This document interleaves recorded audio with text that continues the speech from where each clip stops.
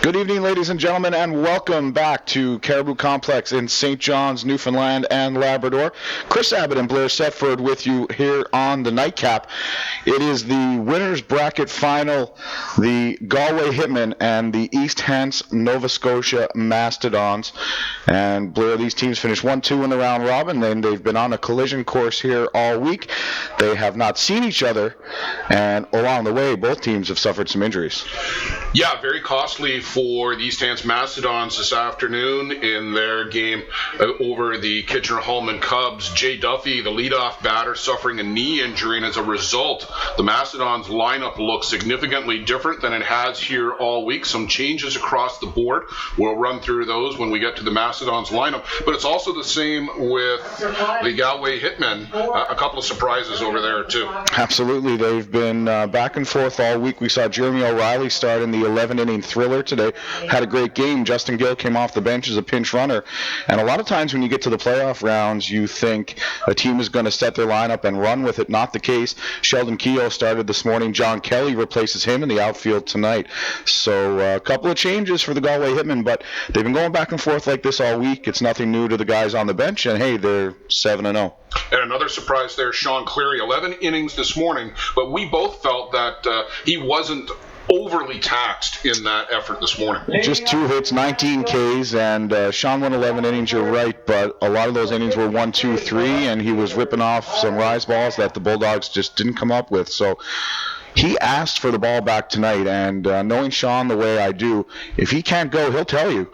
And for him to ask for the ball here tonight, that's a good sign for the Galway Hitmen. We'll set the batting lineup for the visiting East Hants Mastodons. Tyler Wynot moves up a spot in the order to the leadoff spot out in left field. Jason Sanford all the way up from the 7 spot to the 2 hole. Nick Shale still batting 3. Donnelly Archibald up from 5 to 4. Joel Eisner drops down a spot. Patrick Stewart, who's been a mainstay at first, will slide over to second base. Jonah Wright drops down a spot in the order. He's still in right field. Aaron Harvey up from 9 to 8. He's still at third base. Cody Anthony into the lineup in the 9 spot as a designated player. Kyle Crawford will do the pitching tonight for the East Hants Mastodons. Of course, you know the lineup pretty much for the Galway Hitmen. Kyle Ezekiel, Brad Ezekiel, John Kelly, left to right across the outfield. As swing and a miss, first pitch offering from Sean Kelly goes Tyler Wynot, Blair Ezekiel, Shane Boland, Justin Gill, Steve Mullally around the horn in the infield. And we're going to get another pitching lesson for Canada's ace, who only won the gold medal in the Pan Ams and the WBSC. Thank you, Mr. Umpire. Sean Cleary, of course, pitching to Ryan Boland. So the East Hants Mastodons knocked off the Kitchener Cubs earlier today in a back-and-forth game, and the Kitchener Cubs since have been eliminated. Unfortunate they get the 1-2 barbecue here this week, and the Kitchener Cubs, Black Saturday, we'll call it for those guys. Yeah, they went down 4-1 to the Bullier Rustlers in the single life bracket after the 6-3 loss to the East Hants Mastodons earlier this afternoon. So the Cubs, as you said, 0-2 in the playoff round, and that's it. That double life gets squandered just that quickly. 2 big wins here today for the Bullier Rustlers. They're going to be moving on to Championship Sunday. And just before this game, the Kelly's Pub Molson Bulldogs knocked off the Saskatoon Poly Plus Angels. Devin McCullough taking the loss as he came in relief. So they will play the Bullier Rustlers in the 9 a.m. game tomorrow morning. The winner of that game will play the loser of this game in the third place game. Winner of that game moving on to play the winner of this game, if you can keep up with that. Let's just say there's a 4th place game, a bronze medal game, and then one for all the marbles. Cleary, a long look in here in between pitches, upstairs to Tyler Wynot. Now, depending on whether they called that first pitch an illegal pitch or whether they just came out with the pitching lesson and the warning, it could be 3-0. I believe it is 3-0 if it was an illegal pitch call.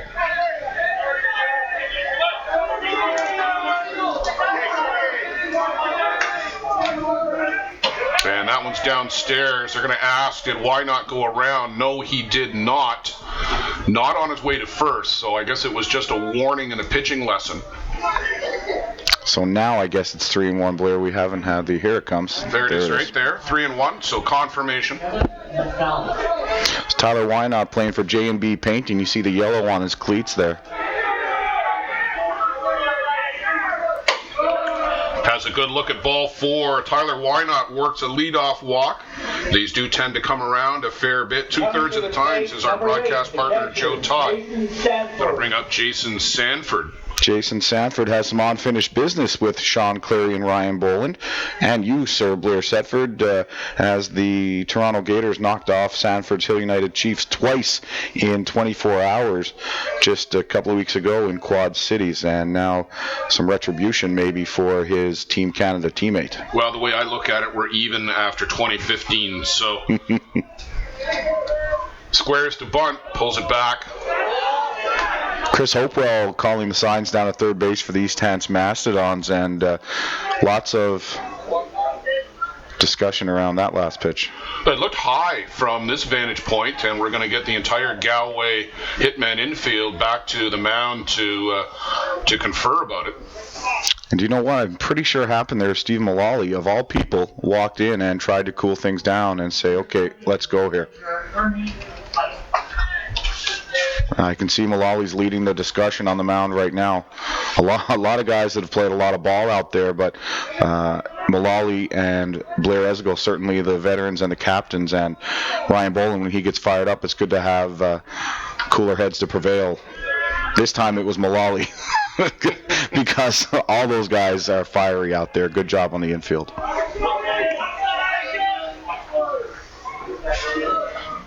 Squares to bunt again, goes after that one, and gets the strike. It's Bruce Beard behind the plate. Trevor Topping is out at first base. At third, it is Mike French. Well, wait until the local fans get wind of the fact that the home plate umpire is from Nova Scotia.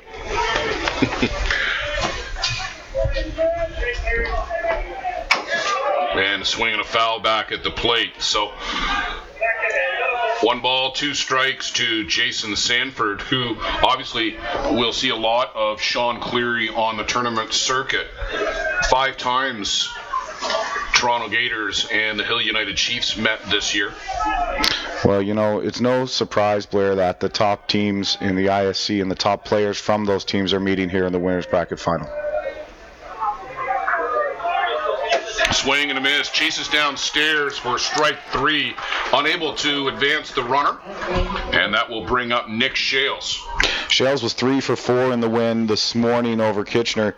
He had the go-ahead RBI, and Nova Scotia never looked back after that. Nick Shales.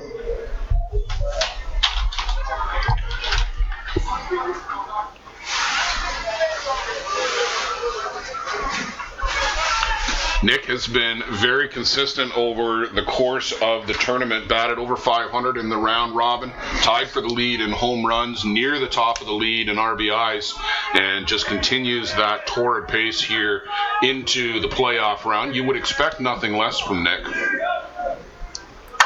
And this one is smoked out to the gap in center right. One hops the fence. Tyler Wynot getting the wave around, going into third base. Here's the throw, and safe at third, as coming off the bag too far was Blair Esgel. If he'd stayed home with the bag, they'd have had him. Wow, Nick Shales coming through again, and a great job to get that ball in from the outfield, making it tough on Shales at third, but he sped around there, sliding in an RBI triple, and Team Nova Scotia are out in the lead, and they also, as a team, have unfinished business here, losing the 2015 championship in Quebec to these Galway Hitmen. Well, you talked about not having seen each other in the round robin, but this is a rematch of last year's gold medal game indeed. Donnelly Archibald, hard cut, chases after that first offering from Sean Cleary.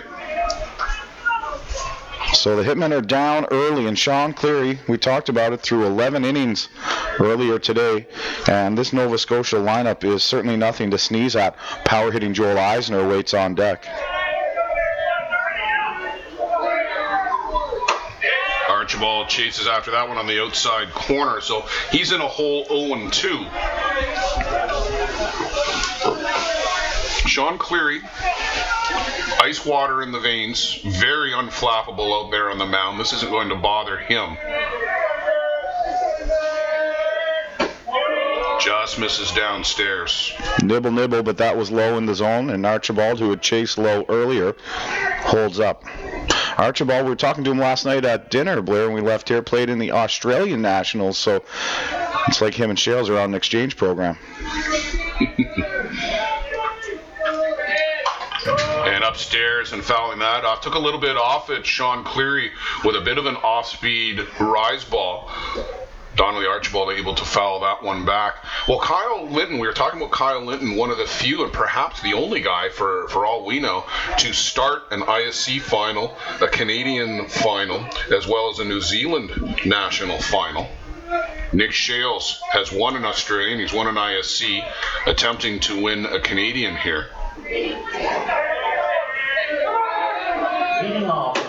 Downstairs, Archibald taking it all the way with that inside offering. So back even in the count. 2 balls, 2 strikes. Just 1 down here. We're only in the top of the first inning, but East Hants 1-0.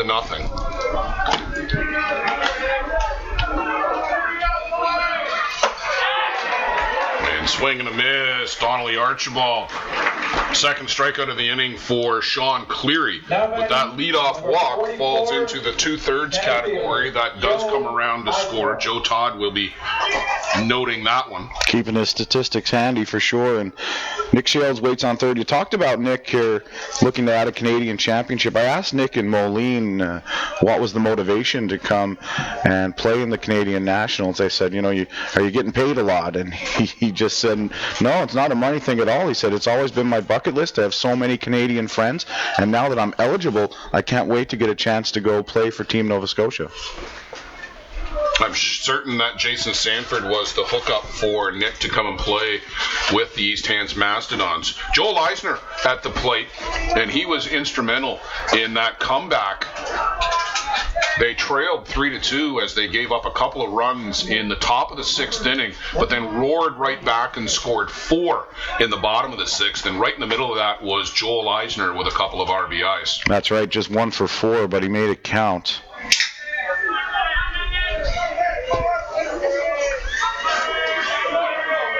You got to be careful here with the 45.5-foot drop ball too. You don't want anything past Ryan Boland to the fence because Nick Shales is very quick on the base pass.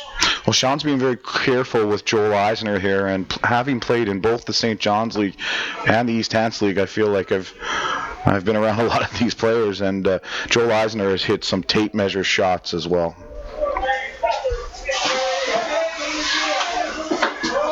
Just misses downstairs, and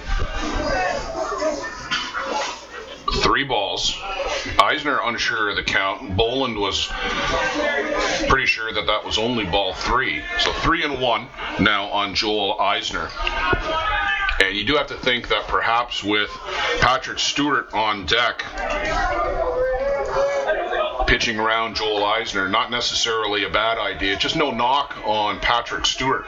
But Joel Eisner has been in the cleanup spot all week. There's a called strike at the bottom of the zone. So full count with 2 down here in the top of the first. Yeah, Stewart was 0 for 3 in this morning's game. And when you look at his stats from the round robin, he was batting not so hot either.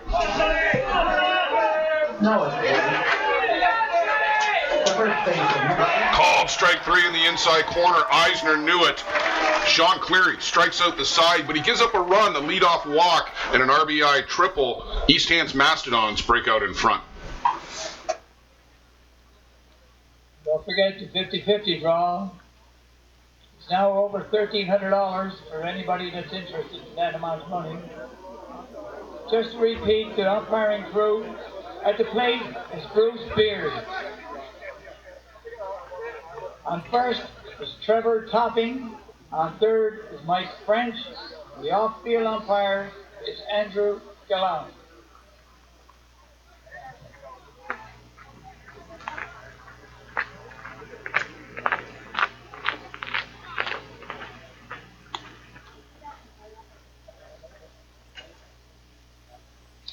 Now batting, number 4.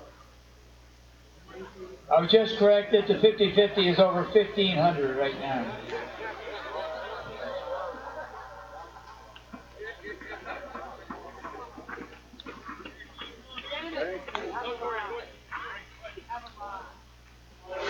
Okay, I'll keep the...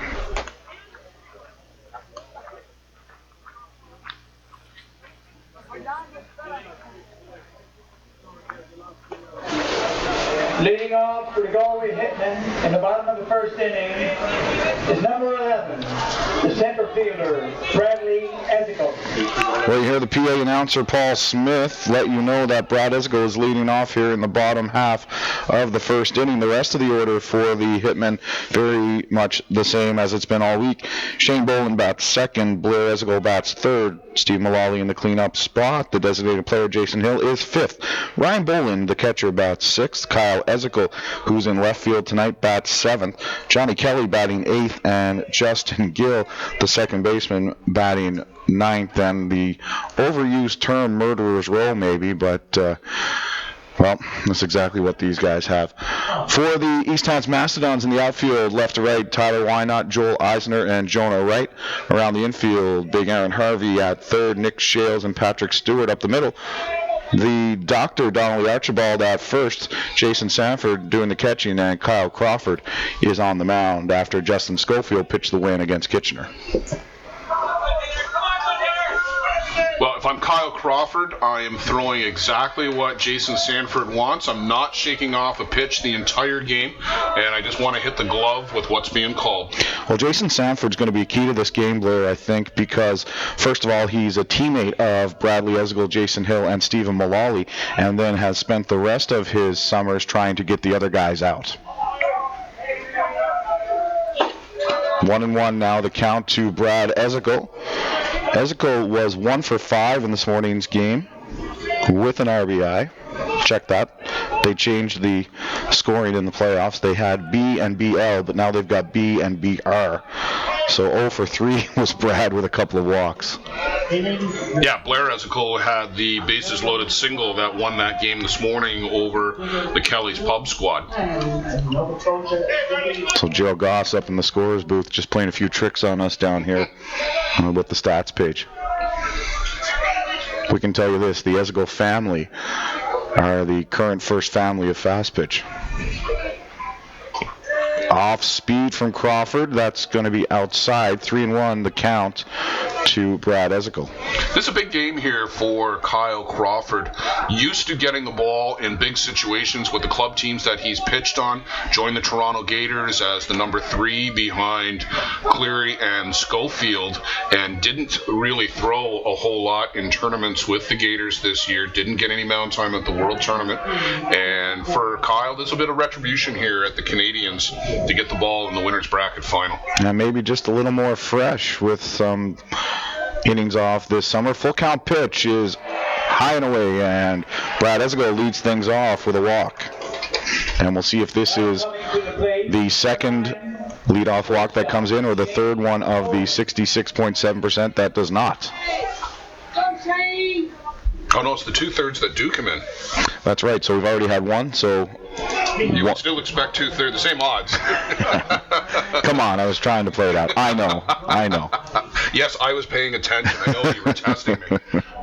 Drop ball outside from Crawford. Now, you also got to wonder how long the leash is on Kyle Crawford, because Justin Schofield, if they lose, is going to have to throw 2 games tomorrow. So if he gets in a spot here, do they go to Schofield tonight and try and limit tomorrow's activity? Well outside and high, 2-0. Well, I thought Jason Sanford was going to go out for a mound visit. He likes to do that, and I think I would have gone right there. That's been about 4 straight balls from Kyle after he got an early strike on Bradley Ezico. But he hasn't really been close with the last couple of pitches. Big jump off first from Brad Ezico, now 3-0. So 7 balls and 2 strikes so far from Kyle Crawford.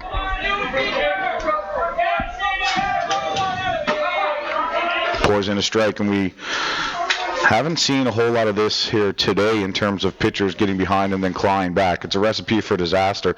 The guys that have had success have been getting out in front of the count. Well, you think about that game this morning, Colin Walsh and Sean Cleary spent the entire morning working ahead of batters, and that right there, a bit of a debatable call. That was certainly borderline, a drop ball on the outer half for strike 2 and the second straight full count. And keep an eye on Brad at first base. And he's running. Strikeout throw is there and safe. Is Brad Esgel on the stolen base. Coming across was Nick Shales.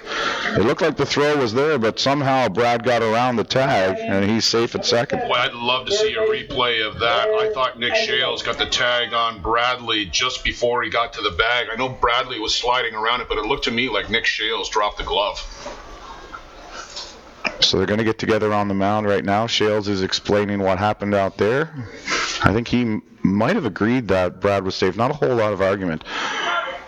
At one point, it looked like that ball was going to go into the outfield because Sanford got rid of it and there was nobody around the bag.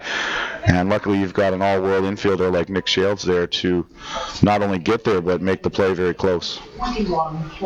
So that'll bring up this morning's hero, Blair Esgel, who hit a long single off the base of the fence, one Matty Watt couldn't get to put the Hitman into this game, and he'll take a first pitch ball low. And shockingly to our collective audience that was in the booth this morning, there are different ways to get a runner into scoring position without wasting an out on a bunt. Yeah, well, they use walks in the first game, I think. And a stolen base. And it still takes a clutch hit to bring the guy in regardless. And he's now in scoring position. No need to bunt him to third. Well, I think if you were the Galway Hitmen, that strategy with the sticks you have is okay. But I think for the Kelly's Pub Bulldogs, the way they were waving at pitches from Sean Cleary, they should have been trying to make a little more happen.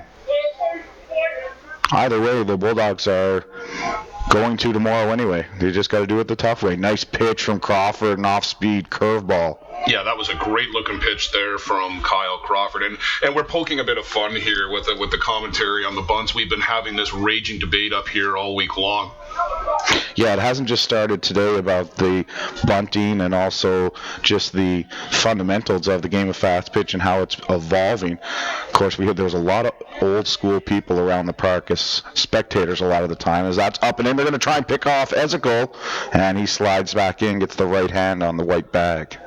Well, that's the daylight play where if Nick Shales can slide in behind, and they've got to make sure that they have the communication down. Usually that's a hand to the mask and an acknowledgement with a tap of the cap or something similar. So 2-1 is the count on Blair Esgel. And we're told there's an estimated 1,200 people here at Pepperell Field tonight taking this game in. Diamond number 2. That one's in the dirt. Esgel's going to try for third, and he is gunned out. Aaron Harvey puts the tag on. Jason Sanford recovered very quickly after bobbling the ball. 2 out. Good aggressive running there by Bradley Esgel. He had a good jump, but we talked about it earlier today in the Cubs game this morning with the East Hants Mastodons. Nobody throws better than Jason Sanford. An absolute laser beam to Aaron Harvey, who finishes the tag.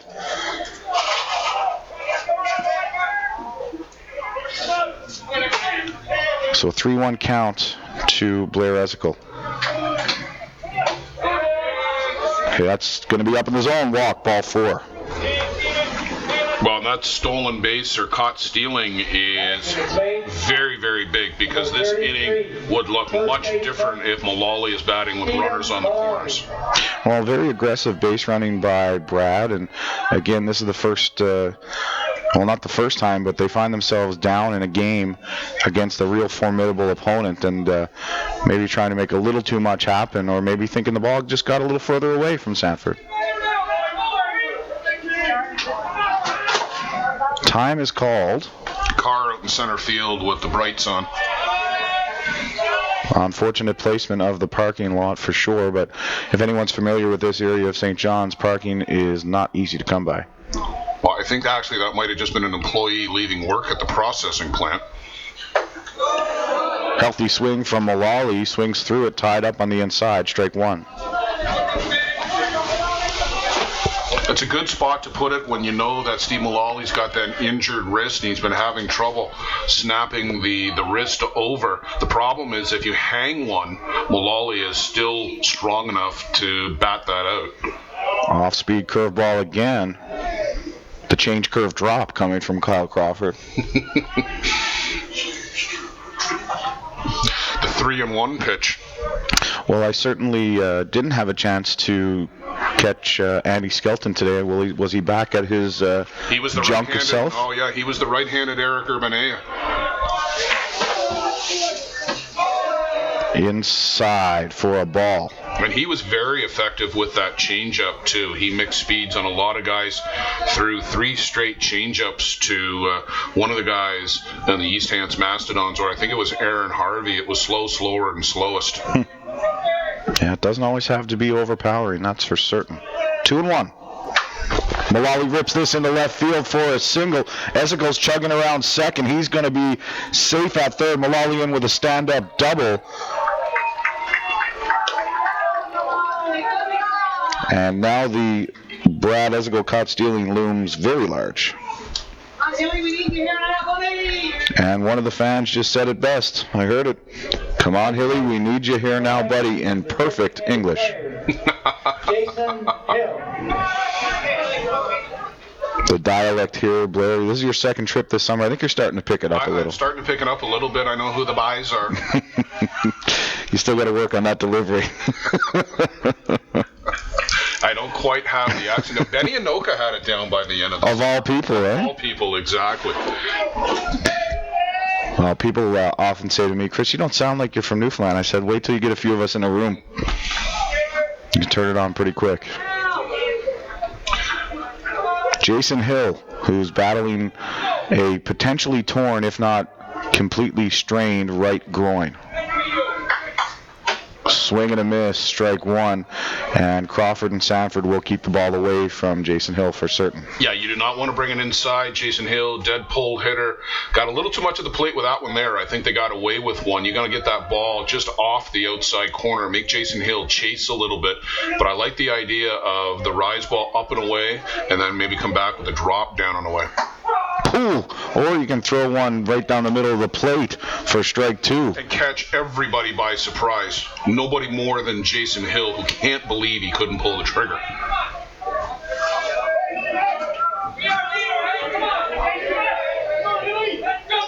That one split Jason Sanford in half. It's perfectly symmetrical. 0-2. Rise ball up and out of the zone. You saw Jason Hill with just a quick glance at his good friend Jason Sanford. Did you call that? Blair Esickel running at third, Stephen Mullally at second. Big spot here for Kyle Crawford. You get out of this inning, it's a big confidence booster. Well, the Mastodons are playing with the lead for the time being.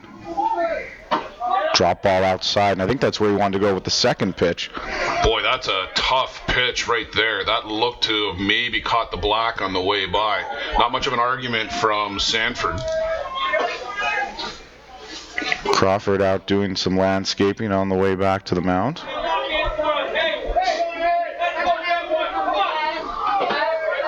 Two and two pitch with two down. Jason Hill looking for his clutch hit that he was trying to find all tournament. At the shoelaces, full count. Doesn't get any easier. Ryan Boland waits on deck. And he's not struggling with a groin injury. Third full count in 5 batters for Kyle Crawford. That's a lot of pitches out there here in the first inning. Not that he's on a pitch count, but still, it's a lot thrown in the first. It'll take a lot out of you. But again, there's no rest in this lineup anyway. Jason flares this into left center, and it's going to be caught by Tyler Wynot. The threat is squashed, and the Galway Hitmen trail the East Hants Mastodons 1-0 after one complete here in the winners bracket final, the 2016 Senior Men's Canadian Fast Pitch Championships.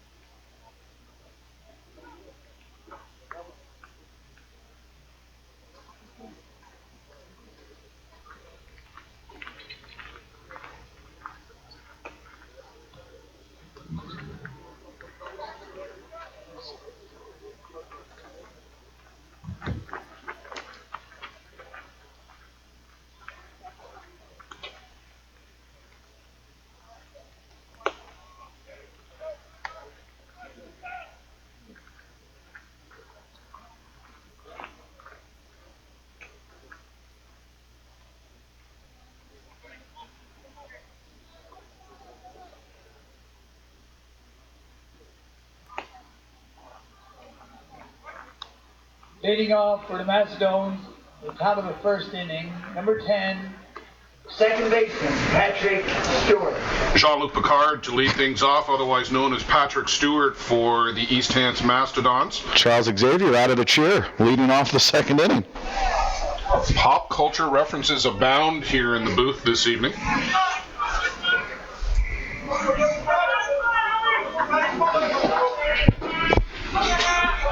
Mastodons, a 1-0 lead. Stewart was 4 for 14 in the round robin with a home run, a couple of RBIs. The illegal pitch called on Sean Cleary. Yeah, usually they put this in their pocket come playoff time. This is a little bit late in the tournament for this to be still being an issue. Must be an evaluator out there tonight. Well, I can see a couple of them sitting right down in behind home plate, and that, I think, will have some influence on some of those calls.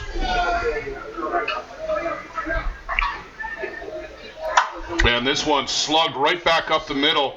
Two-hopper out to Bradley Ezekiel, and a good bit of hitting there by Patrick Stewart. Well, Blair, how many times do we see it after the umpire comes in and gets in the pitcher's head that they're trying so hard not to throw another illegal pitch that they groove one, and that time Sean did, Patrick Stewart, and put it right back in the other direction. Well, to your point, I think, I had a conversation with Sean about it the other day. We were kind of chuckling about it a little bit. I asked him about all the pitching lessons that he's been getting from the Blue Crew, and he just said, look, I'm not really doing anything different from pitch to pitch. The mound, such it is, it's tough to make contact, as squaring to bunt is Jonah Wright, and can't get a bat on that one. Jonah Wright had one sack bunt in the round robin, but he also had 9 strikeouts, going a meager 1 for 16. Yeah, dropped down a spot into the order. Squares again, gets around early, snap throw back, and a good job over there by Justin Gill, as the throw from Ryan Bolin was a little bit to the inside of the bag, and Gill had to reach back across the sprawling body of Patrick Stewart to get that. And that sent Justin in the opposite direction, and his feet kept going right and his body went left, and he was lucky to grab onto the ball. So 1-1. Wright not bunting this time and fouls it back to the screen. Aaron Harvey on deck. Aaron Harvey got the Mastodons started. He was batting in the 9 spot and had been struggling here this week, but with 2 out in the bottom of the 6th inning, blasted a double to straightaway center field over the head of Blake Underwood, and that really got the Mastodons set on their path. Called strike 3, Jonah Wright. Caught watching the paint dry, as our good friend Lance Wynn puts it. Well, Aaron Harvey is a good hitter. I actually had the fortune of playing on a team with Aaron last summer, and he is a good hitter, and he played for J&B this year, more known for his defensive play. But if you've seen Aaron up close, he's got a couple of weapons of mass destruction hanging from his shoulders as well. He is a big lad. We talked about that with Lance Wynn having to share a back seat with him and Tyler Wynn in a ball bag all the way from Moline to Chicago. Yeah, that was an interesting night. Our flight got canceled out of Moline, and Blair Setford gives me the heads up at about midnight that at 2 a.m. we're departing for Chicago, and we've got a couple of passengers. So, well, I didn't even know it was 2 passengers at that point. I didn't know it was 2 passengers until I realized there was 2 of them standing next to me in the lobby. I thought it was just Tyler Wynot. He failed to mention that there was a passenger with him. Nonetheless, we managed to squeeze the 5 of us into a vehicle, but an illegal pitch called here again on Sean Cleary, and having a little bit too much impact on the game is the Blue Crew right now. Let the boys decide it here. Yeah, it's one thing when there's no runners on base, but when the runner gets a free 60 feet. Now Sean's asking for an explanation.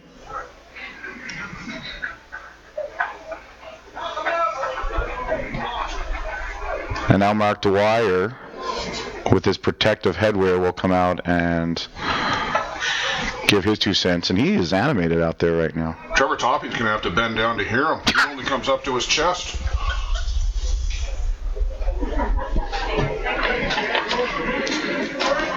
And he's been ejected. Might as well get your money's worth now, Marky.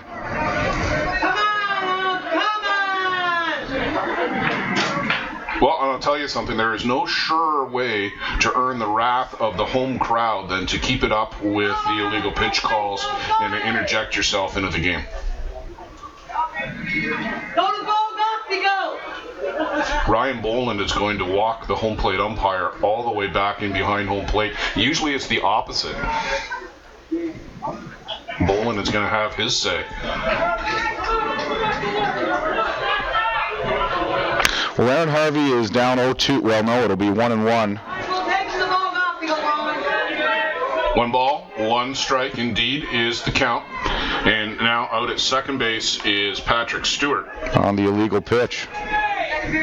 Swing and a miss by Aaron Harvey upstairs, and the crowd really gets on to support for the Galway Hitmen. Well, here's what's going to happen here now, Blair. The worst thing you can do to a Newfoundland crowd is make them feel like they're getting the shaft, because they will turn on you in an instant, and everything is under a microscope right now. Upstairs. Good evening, folks, and welcome to the Caribou Complex, Houston Field. 2 balls, 2 strikes. Round robin game of the 2016.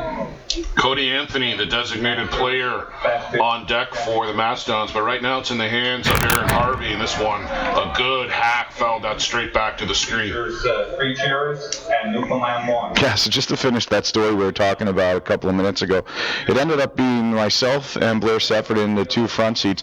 Lance Wynn, Aaron Harvey, Tyler Wynot, 2 softball bags and a bunch of luggage in a Chevy Malibu for 3 hours in the middle of the night from Moline to Chicago. But hey, we've got the story to tell now. Well, there was one of those ball bags in the back seat along with 3 grown men too, so there was not much breathable air left in that car. For Dave Boland, center field number 9, Rod Cantwell. Cleary again to the hip, long look into Boland. Left field number 29. And called strike 3 right on the outside corner. That's 2 caught looking now here in the inning. Number 12. And Blair, I think about our dear friend Nick Thistle, who we lost this year. Nick was in his 80s, a former president of the St. John Senior Men's League, and a vehement supporter. And if Nick was here tonight, he would be all over the umpires. So anyone who knew Nick, this one's tailor-made for him. Dave Kennedy. Upstairs to Cody Anthony. Number 16, Jim Corbett. Not a lot of playing time for Cody here this week. Yeah, Cody's also a pitcher. He spent the last couple of years playing out west, and he finished up last season in the Shooters Fast Pitch League with our East Hants Cheros team.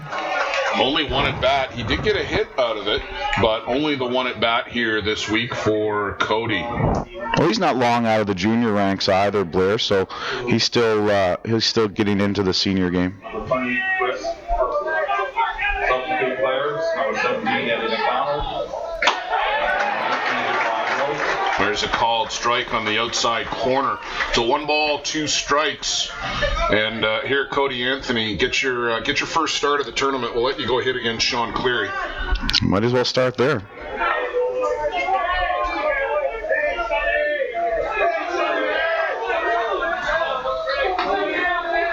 We are now making the last call for the 50. And fouled off. The take-home pay now stands at around $1,700. That 50-50 pot keeps growing, Chris. Are you in? I am not in. If there's one thing Newfoundlanders love more than screech, it's the 50-50 draw. I thought you were going to say getting on umpires. Well, that's up there. The host committee was And last night, Keith Cody, one of the Masters players, won the 50-50 draw. Real nice to see a guy who needs the money to come away with $1,500. Keith Cody is struggling in his financial life, so I'm glad you got the money, Keith, and the kids are going to be able to eat this week. I sense some sarcasm and facetiousness there in that remark. Keith and his family are big in the offshore industry, Okay. but in saying that, Keith Cody probably bought $100 worth of tickets to support the event. He's the first guy to open up his wallet for any charity, so for him to get a little bit of that back, that's okay too. Well, good on him, and congratulations.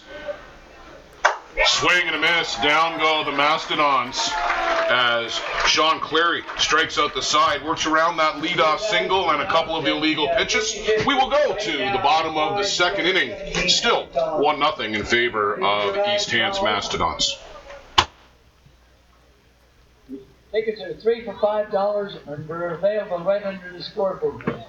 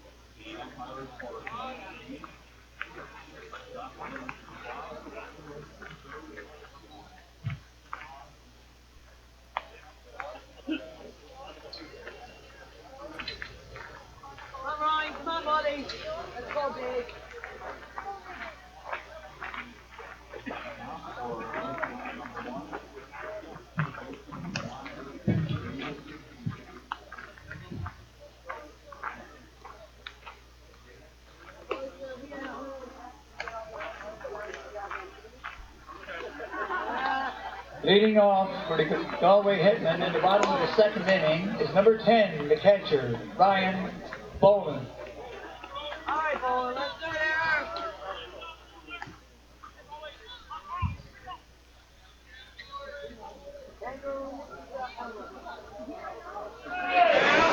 Back here for the bottom half of the second inning, Ryan Boland leads things off for the Galway Hitmen. And Chris, we're only in the bottom half of the second inning, and it's only a 1-0 ball game. But we got a lot going on here, including some difficulties with the caps lock key. Listen, I struggle with that daily. We've had a coach's ejection. We've had some controversy over what is or isn't an illegal pitch. But with so much going on, and I often hearken back to this, the only thing that matters are the two numbers on either end of the scoreboard, and right now it's 1-0 Mastodons over the Hitmen.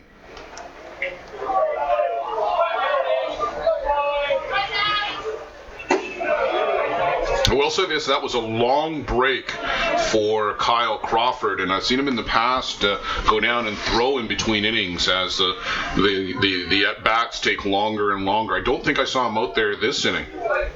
1-1 count to the catcher Ryan Boland for the Galway Hitmen.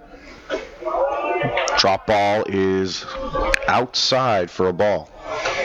We did see Justin Schofield go for a little run in between innings just to keep the blood flowing. I'm sure his head and neck are well insulated right now with the great mane of hair that he has.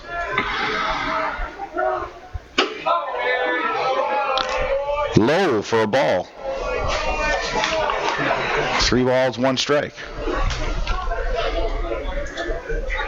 And Crawford takes a little extra time as he and a few other people in the park feel like that had plenty of the bottom of the zone, and it split the plate in 2. And our score clock operator feels the same way, as he had 2 and 2 on the clock, and it is now a full count.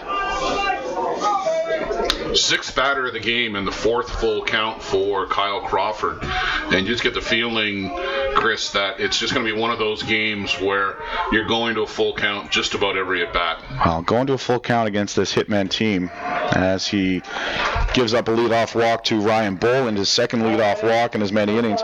If you're going to a full count with this Hitman team, you are flirting with disaster.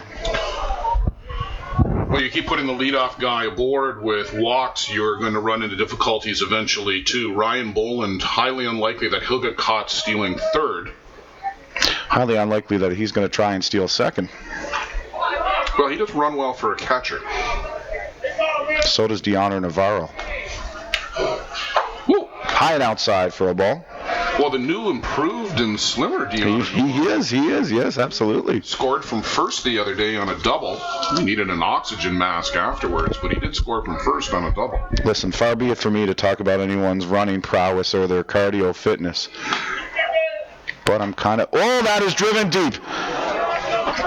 Well, the wind must have knocked that down. That came off the bat in a hurry from Kyle Esico, turned into a routine fly ball that Tyler Wynot had to run in on. Well, it sounded good off the bat. Let's give it that.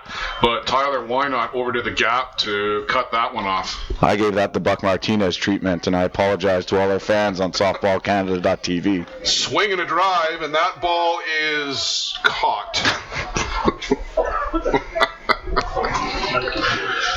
One away, and in steps John Kelly. Earned the moniker a couple of years, the unknown superstar, a few years back. Ball one, high and outside from Kyle Crawford.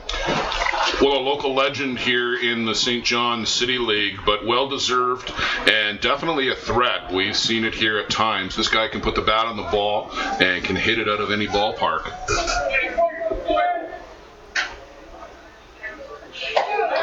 Low for ball two, and again Crawford falls behind on a strong Hitman batter.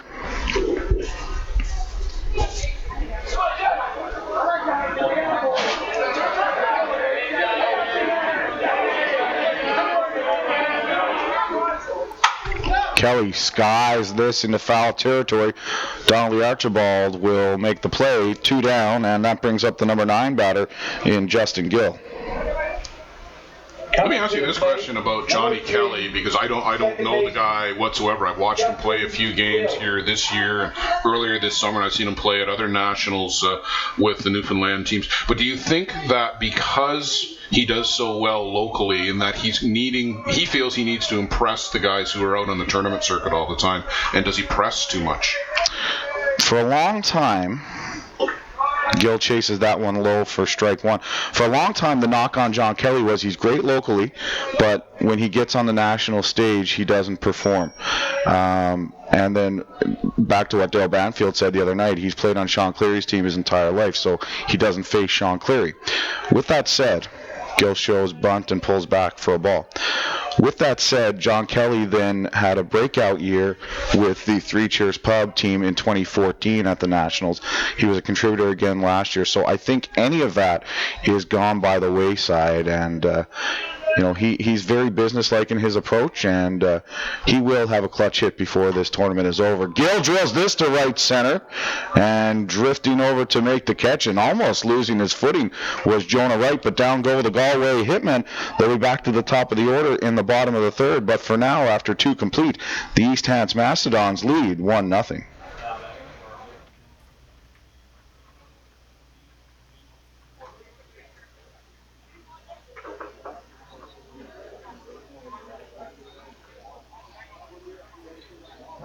The 50-50 is right now is over $1,700. Tickets are still available, and you can't buy any more tickets on it.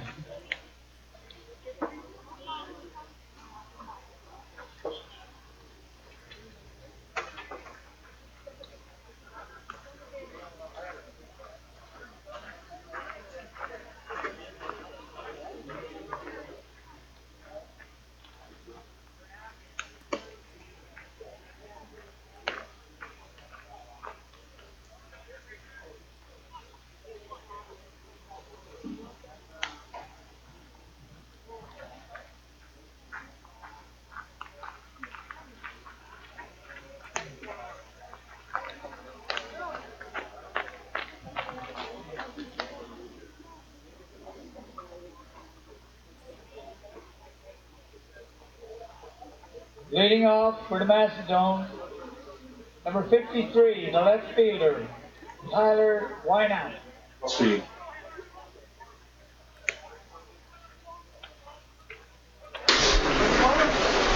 Top of the chop for the East Hants Mastodons here, top of the third inning. Tyler Wynot, who walked and scored in the first. That is the game's only run right now, as the Mastodons have been able to keep this powerful Galway Hitman offense in check. And a good inning there from Kyle Crawford. He walked the leadoff man, but then got 3 straight after that. A couple of pop-ups and a line drive. And swing and a miss there by Tyler Wildon. And Chris, just to continue our conversation there, my question was genuine about Johnny Kelly, because it does look to me like he's pressing a little bit, but he doesn't have a defined spot here in the lineup yet. Yeah, I think for John, the last time I was at the Nationals, I wasn't there last year, but in 2014 he was an everyday player and a defined spot in the lineup. Here he's been in and out whether he performs or doesn't perform, and that platooning can sometimes weigh on players. And I think John Kelly, if he does look like he's pressing a little bit, just wants to make sure he's in the lineup for the big game. And I have no doubt, like I was saying, that he will come through as he always does. Why not fouls this one off, falling behind Sean Cleary.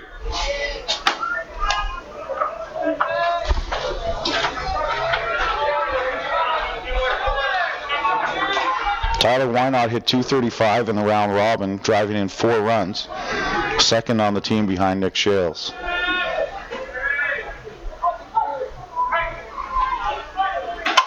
And this one right back up the middle, 0-2, Sean Cleary catching way too much of the plate.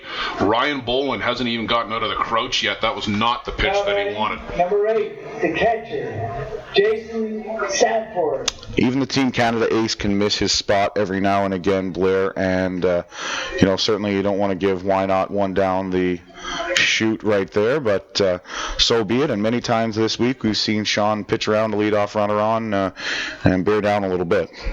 Sanford struck out, was up bunting back in the first inning, looking to advance. Why not? We'll see if the same play is on here, the by-the-book play. Just had a message come in from Randy Frame, a former pitcher with the East Hants Mastodons, and he said John Kelly had a breakout year in 2014 because he hit against me. Taking some credit there, Randy Frame, our good friend back in the Halifax area. Yeah, Randy lives in Stewiacke, and good pal. I actually caught for Randy last year. For some reason, at 33 years old, I thought it would be a good idea to become a catcher. Took a momentary leave of your senses, did you? I promptly retired at the end of the year. Sandy squares and fouls this one back to the screen. Leave that one to the professionals like Sandy and Boley. Yeah, it was interesting, but Randy's a good guy, and his quote was, Abby, I like throwing to you because you're a big target in there. He said, I don't like throwing to skinny guys. So take that for what it's worth. You're well defined. Glad you're watching tonight, Randy. Hope everything's good with the new baby in the family. Downstairs, good lead off of first base there.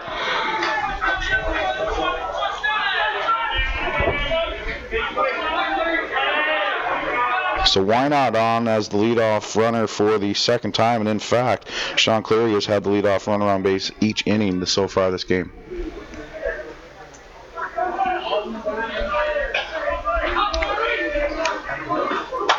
And this one is chopped foul down the left side by Sanford. Went out and got that one as it was up and away off the plate. Jason resides in the Pictou area. It's about hour and 20 outside of Halifax. Take a right turn when you get to Truro on the way to Cape Breton. Truro, of course, the home of Murphy's Fish and Chips. Yeah, Dave Anderson's floating around here this week. He is here. I had a nice conversation with Dave and Lance earlier this morning. We had him up in the booth in between games.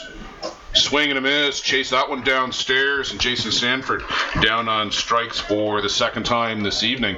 And Sean Cleary right now has got Jason Sanford's number with that low inside drop ball. So the question is, has Dave sampled the Kelly's Pub fish and chips here this week? Well, I didn't have the nerve to ask him if he's out here scouting the competition or if he was here on some other matters. He doesn't miss much. And was that him in Moline? I could have sworn it was. You know what? I didn't ask the question, and I should have, because you were pretty adamant that you did see him. Inside to Nick Shales. RBI triple in the first inning. Can history repeat itself here? This is exactly how the first inning came about. Carbon copy. Tyler Wynot on first. One down in the inning. Drilled on the lead knee, and Shales is going to have a good long look out at Cleary, and Boland right out in front of him. That, I do not believe, was accidental. because sometimes when a pitcher hits you by accident, there's an apology. Sean just went looking for the ball. And that's part of the game. That happens. And he's the biggest threat, and now Nick Shales is playing with a separated shoulder and a swollen knee. That got him right on his left knee, without a doubt. And hobble in from first base. Trevor Topping, I think, has pulled something. He's reaching for the hamstring back here in his left leg, and I wonder if he's popped something. And we talk about injuries to players. The umpires are out there in the cold as well, and they're running around just as much as the players are, covering their assignments on every play. And Trevor Topping is trying to shake this one off, and he will be bitterly disappointed if he can't go. Trevor Topping does a lot of work every summer. Every night he's at a different ballpark umpiring, but he's having trouble pushing off right now, trying to work up to a sprint. And if you can't cover a base, that's a critical assignment. And he's going to get...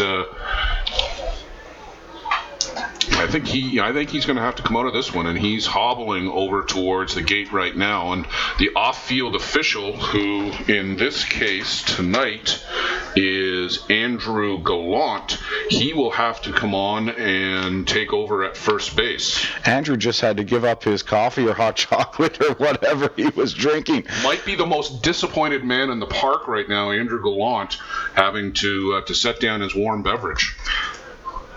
So Topping will leave the game. He's been just as much of a story in this one as the players. But you're right, those guys do move pretty quickly out there. You often don't notice it while the game is going on around you.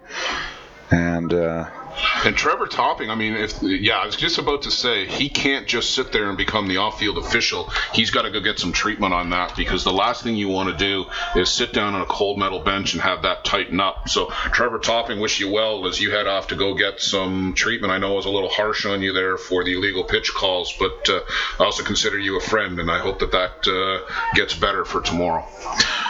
Well, that could be a blessing in disguise for Sean Cleary, as he took out two nemesi in one pitch. Nemesi. There's a word we don't often hear on the ballpark broadcasting telecasts. Nemesises? Nemesi. I'm going to go with Nemesi. I like that one. Archibald fouls the first pitch back. Yeah, Donnelly Archibald here struck out in the first, and we'll see how Nick Shales' knee feels on a cold night. It's pretty tough to recover from taking one like that. He and Steve Mullally, erstwhile teammates, they might be commiserating over there at first base. We've got another message coming in, this time from veteran Charlottetown Faucet, Jamie McDonald. And when he heard me be a little bit hard on myself for my body shape, he doesn't want me to be body shaming myself, Jamie said. So he's tuned in. Thanks, Jamie. I know you're always watching over there in Charlottetown. And I hear we're going to see the Faucets back next year. I think Jamie's moved on to retirement, but you never say never. Would great to see some additional representation from another one of the Atlantic provinces. We've also been informed that the plural of nemesis is nemesis. Well, you know what? I like Nemesi much better. It just rolls off the tongue and has one of those, just one of those feels to it. Me too. I'm putting it on Urban Dictionary later.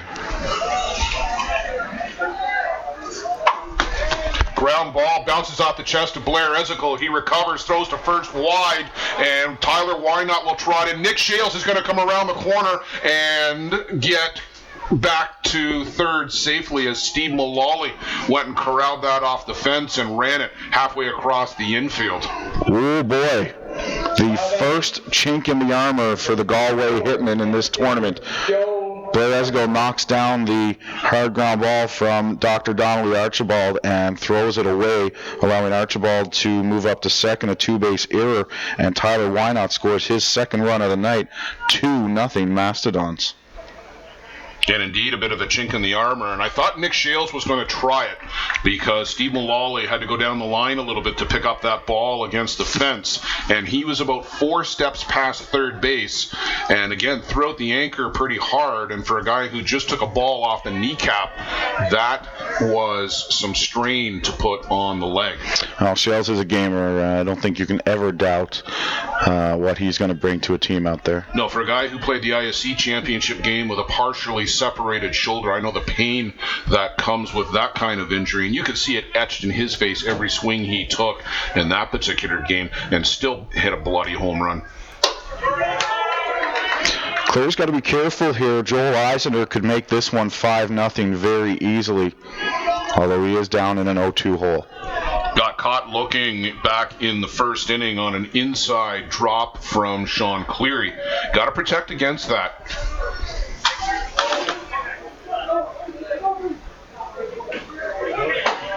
Called strike 3, down for the second time looking. That was the drop on the outside corner this time.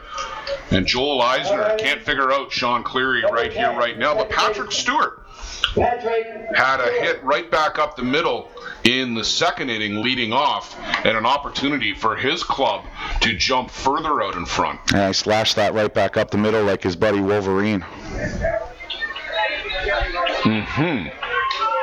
Digging too deep into the X-Men? Well, no, I'm a comic book guy. I love the reference right there. Downstairs. You see all the comic book films on my Facebook posts. They do a good job on those. I just saw Deadpool the other day, actually.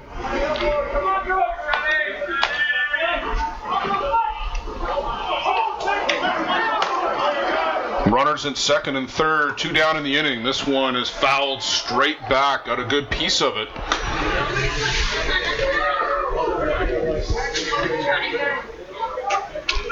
Yeah, if you're over 18, Deadpool is definitely a recommendation. Watch that on one of our flights a couple of weeks ago. Yeah, my 14-year-old thought it was hilarious, too. Ooh.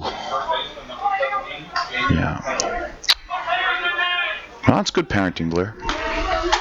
You know what? Gotta blame my wife. She went with her. Skips this one in, 42.5-footer from Sean Cleary. Good job there by Ryan Boland to block that and keep Nick Shales from advancing. Robbie Green is up throwing down the line for the Hitmen, and just to be synchramatic, Justin Schofield is up throwing on the other side. Well, you got to remember, Sean Cleary did throw 11 innings this morning. He's into his 3rd inning of work here now. Downstairs, good job by Patrick Stewart to lay off that pitch. 3-1 on Stewart.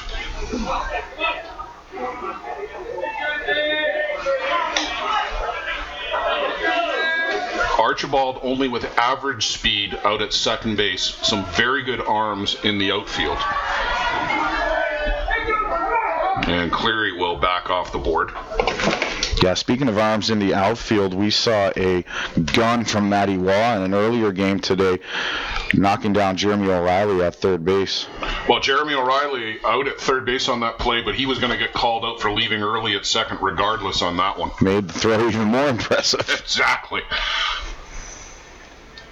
O'Reilly starting tonight on the bench. Justin Gill, the second baseman for the Hitmen.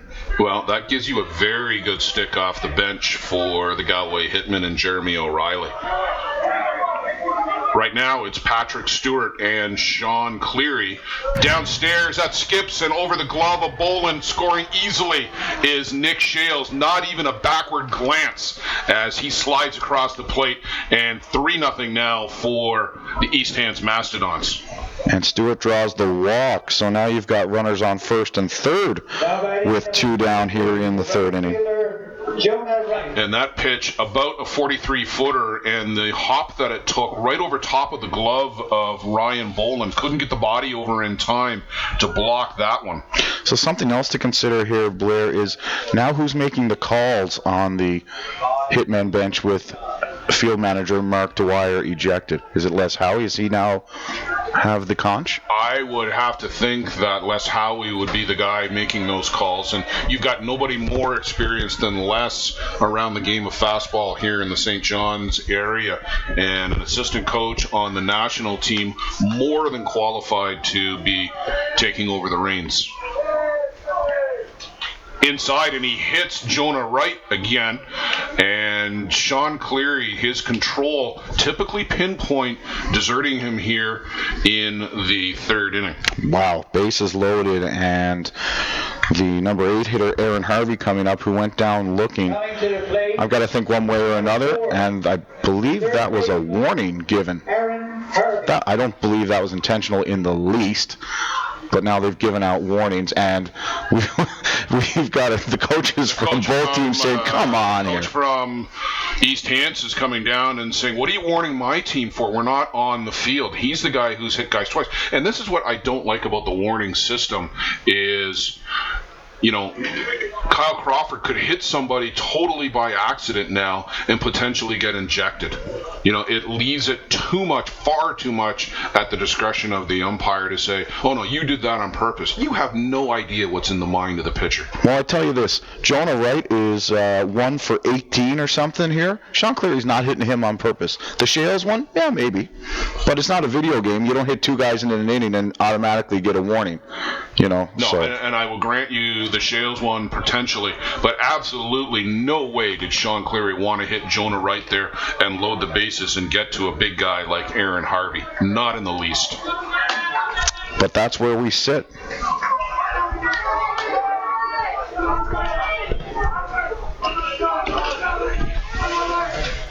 Swing and a miss. Coming out of his shoes, Aaron Harvey tried to take that one. Tried to pull it, though, and that pitch was on the outside corner. You got to go the other way with that pitch.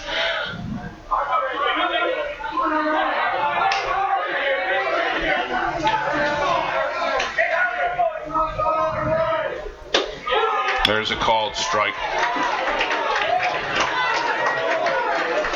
Well, no matter what happens here, Blair, the Galway Hitmen have their work cut out for them. Well, they were down 4-1, so a 3-run deficit. Certainly, they're no stranger to that. But this East Hants team is not the Bigs, and they're not facing somebody that they're relatively familiar with. Upstairs. No, that's right. The Bigs have been in the beer tent for about 36 hours now, so they're playing the second-place team in the tournament, the East Hants Mastodons. Now, let's not forget the Mastodons led most of that gold medal game last year, coughed up a 3-2 lead in the 6th. Or coughed up a lead in the 6th.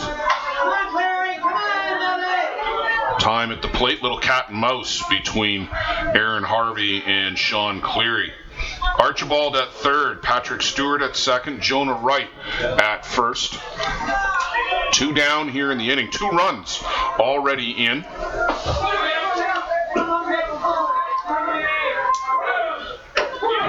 Called strike 3.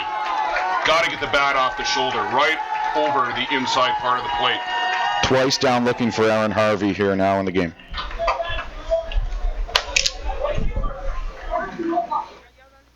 May I have your attention, please? Here's the number you've all been waiting for.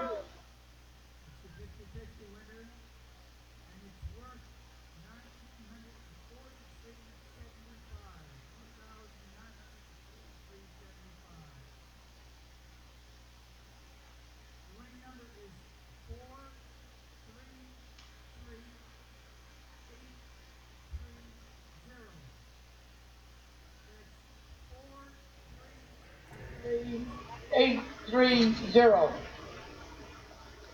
Would the winner please come to the booth downstairs?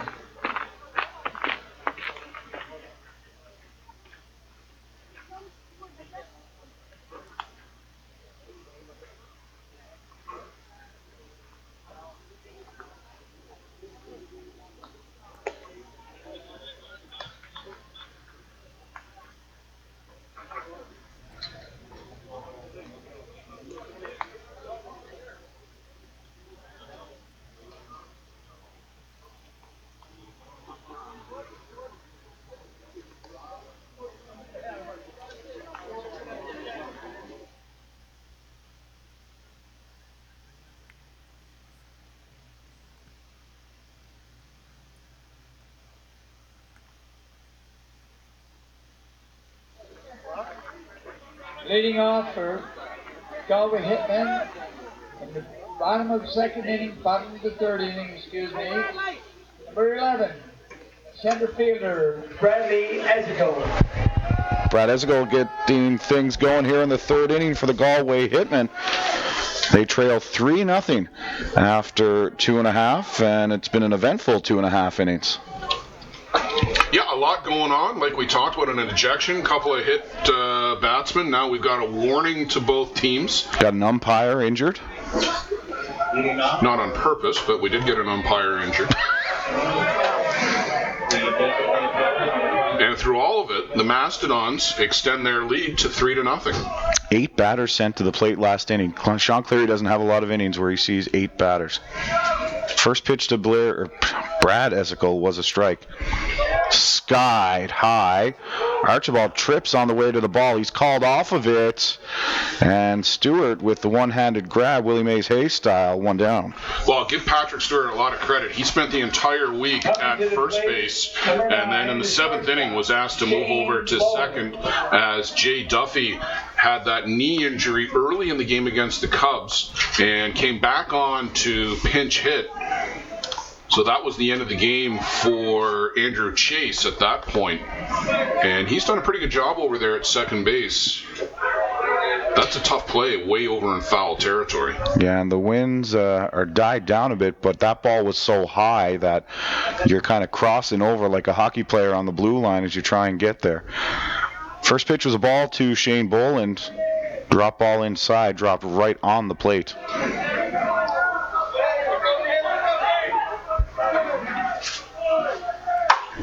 Boland lifts this, deep to left field, back and gone! One hop, and it goes over the 300-foot perimeter fence. So that was an absolute no-doubter right from the get-go. Nothing Buck Martinez about that one.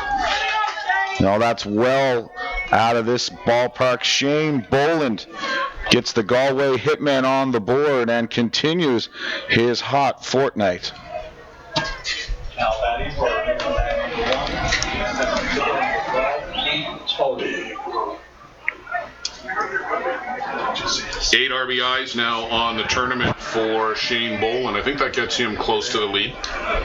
Now batting for Galway Hitmen, number 7, third baseman, Blair Ezico. So Blair Ezico, who made the throwing error that extended the top half of this inning and allowed the Mastodons to get back into it, going to be looking to atone at the dish. And he's hit.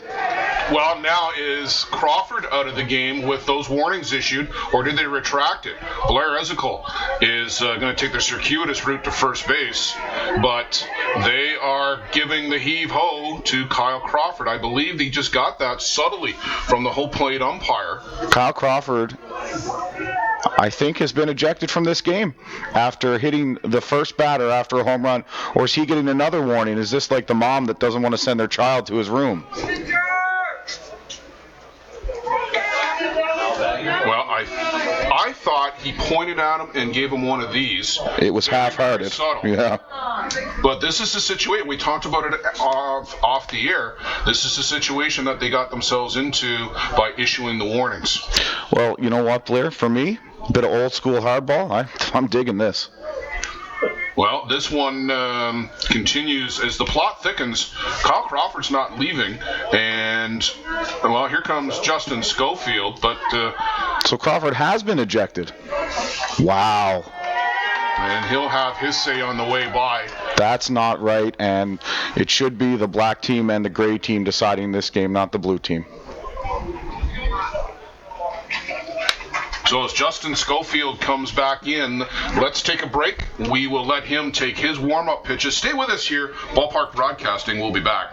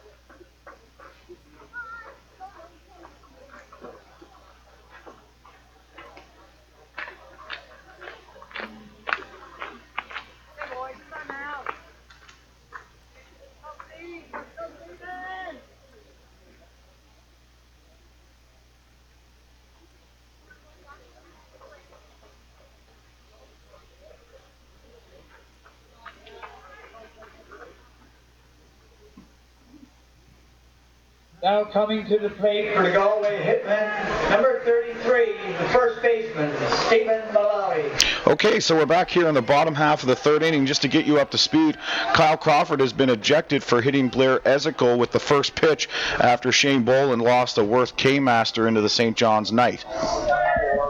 Justin Schofield is on after pitching the win against Kitchener this morning. And his first pitch is at the knees of Stephen Mullally. Well, it was definitely inside, and I have to wonder what might have happened if he had hit Steve Mullally by accident. Got to remember here, this is the national semifinal. Nobody's out here looking to get thrown out of the game. I'll tell you this, the Mastodons were hoping that they could get through the batting order twice with Kyle Crawford. He was never going to finish this game, but the Mastodons weren't looking to bring Schofield in this early. Well, you got the arguably hardest throwing pitcher in the tournament now on the mound in Justin Schofield. He's 1-1 on Stephen Mullally. And Brad Ezekiel has had some recent success against Schofield, so starting off at the number 4 spot is good for East Hants. Hard swing and a miss on a drop ball inside from Mullally. Blair Ezekiel's on first base with a welt on his left leg. He and Nick Shales might be able to have matching tattoos after this game. 1 ball, 2 strikes to Steve Mullally. 3-1, the East Hants Mastodons leading. We've got a couple of Mastodons alums watching back, or more than a couple actually. Ball outside, but I heard from Matt Anthony and Brian Gillis. Yes, the same Brian Gillis who was a goaltender for the defunct Corner Brook Royals.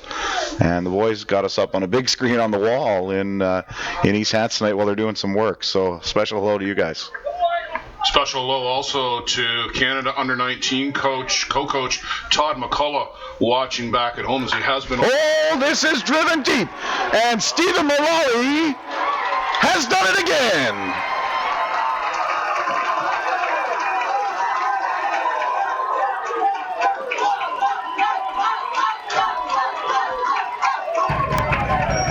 Done it again indeed, just like he did at the Rock Invitational. A 2-run home run off of Justin Schofield. Stephen Mullally, his sense of the big-time event is impeccable. Now batting, number 19, the designated player. So hashtag Lollybomb times 2 here at the Canadian Senior Men's.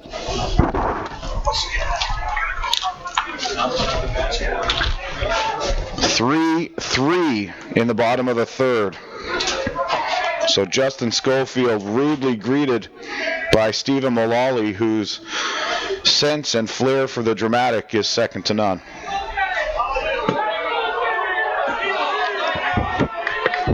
Big deep breath for Schofield. You got to regather. You got to put that behind you because there's still a lot of ball to be played here in this game. Start fresh. You've got 1 out in the inning. Focus on Jason Hill. That's right. The bags are cleared now, for better or for worse.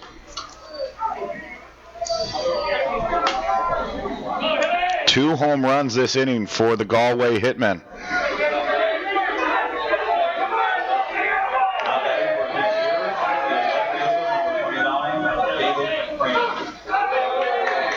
Inside drop ball. Hill stretches to get out of the way.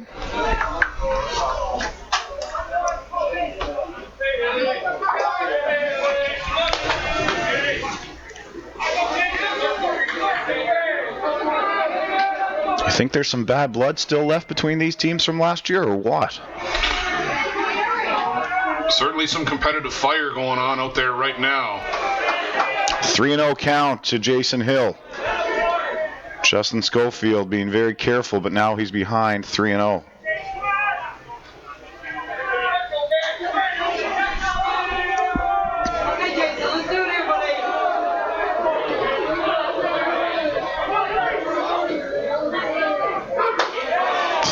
Green lighted. 3-0 green light at a ball above your eyes. That's a pretty big rip there by Jason Hill.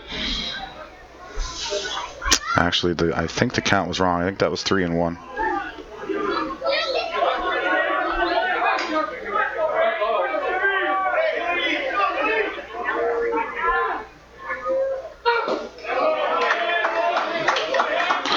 So it was 2-2 rather than 3-1.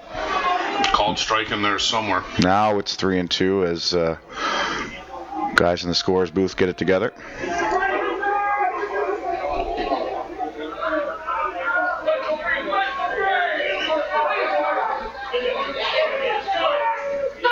Jason Hill lifts this into left field. Heading back is Tyler Wynot. And it's off the glove of Wynot. Hill with the pulled groin is down at second base, and he came around the corner, threw out the anchor, and that really hurt Jason Hill. I could see that in his face from here. The second he threw out the anchor and skidded in the dirt, that was going to be it for Jason Hill. He's not even going to wait for somebody to come out and see if he's okay. He will hobble back to the dugout. Valiant effort out there by Tyler Wynot, who ran probably close to 25 meters to try and get that ball. A diving attempt, looked like it went in and out of the glove, and Wynot had to go flag that down. But Justin Schofield has given up a couple of very hard-hit balls off the bat of Mullally and Hill. He's got to settle down and has got to get a little bit less out of the plate. So Shane Kelly's going to come on and run for Jason Hill here in the bottom half of the third inning. Curious if Jason will be able to re-enter this game, Blair. That did not look good. No, from the way that he came off the field, I will be very surprised to see Jason Hill, but at the same time, we know he's a gamer, and if there's a way for him to be able to get back, he'll find it. So Jason Hill with a one-out double. That brings up the catcher, Ryan Boland, who walked his first time around.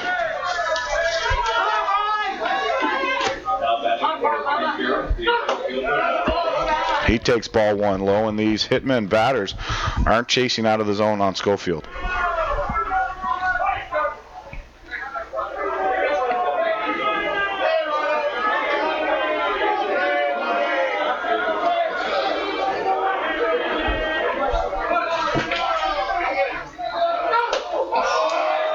Rise ball up, ball two. Well, you have to wonder how much of this is in Schofield's head, too, if he feels that he can't work effectively inside for fear of hitting somebody. Well, then you're down to Donnelly Archibald. Arch would be the next guy, but he's only thrown half a dozen innings this year. Whew. Power versus power. It's a foul ball. Well, nobody's caught more innings for Schofield than Ryan Boland over the last couple of years. The only other guy that'd be close would be Sandy. So if you want to know somebody who's in the head of Justin Schofield, it's definitely Ryan Boland. Boland's got all the picks on Schofield, and he's probably distributed them to the Hitman lineup. Then he's got to go back next year if they're on the same team and tell Schofield to change it up, because the guys know the stuff that goes on inside the game.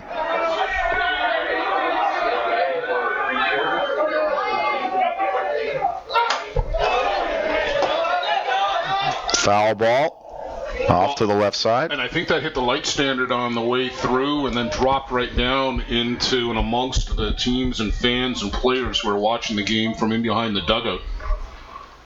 Everyone seems to be all right. So an interesting count on the board right now. It's 2 balls and 3 strikes after that foul ball. Yeah, the scoreboard operators certainly have had their challenges here this week, but that's a new count for me, 2 and 3. Be interesting to see what the approach Boland takes here with the 2-3 count. And if you're a pitcher, you should feel pretty good about it. You've already got 3 strikes. Boland rips this at second base, and a quick 4-6 double play as Stewart flips to Shales in the rout of the inning. We'll head to the 4th with the East Hants Mastodons of Nova Scotia and the Galway Hitmen, the defending champions from Newfoundland, tied at 3. May I have your attention, please? I'd like to ask a few of the fans out in the outfield, by the outfield fence, to ask the cars to turn off their headlights that are shining down on the field. If you don't mind, would somebody go up and ask those guys to turn off their headlights?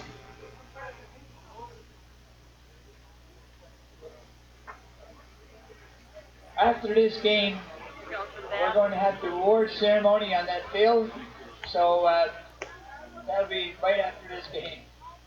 It's There were a pair of Mizuno black and white cleats left in the dugout at Legion Field. We have them here in the clubhouse if anybody has been interested.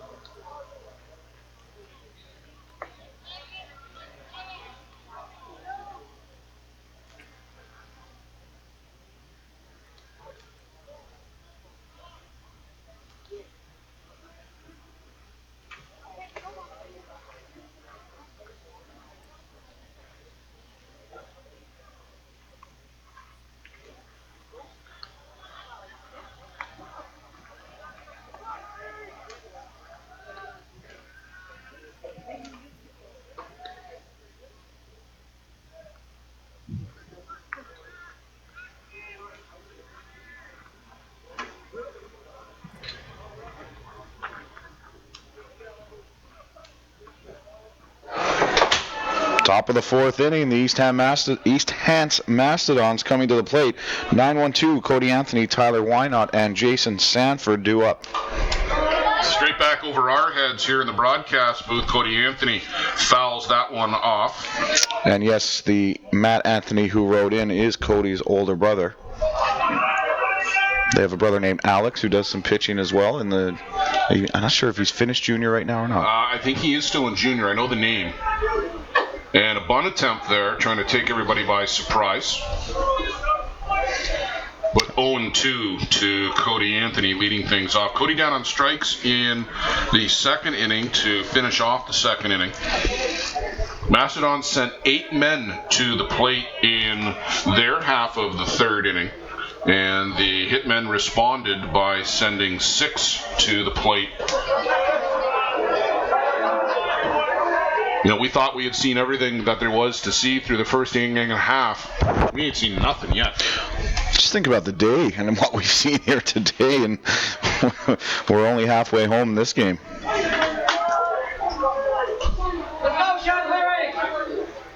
Off the corner for a ball. Well, it certainly bodes well for tomorrow because the intensity is going to be ratcheted up even further tomorrow as we get down to the short strokes. We'll decide the order of the final 4 tomorrow. Well, you think about the teams that are left and the game that the 2 Newfoundland teams had this morning, this game tonight, and those teams, at least some of them, are going to meet up tomorrow. Swing and a miss by Cody Anthony down on strike second time tonight. Back to the top of the shop. Walk and a single and 2 runs scored for Tyler Wynot. Now he just ran 25, 26 meters to try and flag down a ball off the bat of Jason Hill. Tyler, who's a bit of a fitness buff, certainly isn't going to be winded by all of that. We got winded just watching him do it. I can get winded pretty easily these days. Called strike on the outside corner. Sean Cleary looks like he's pitching with a bit of renewed vigor out there. We thought maybe he was on his last legs in the third, but looks a little bit better here in the fourth. Well, he went into the dugout trailing 3-0 and coming out in an even game. That's going to give anyone a lift.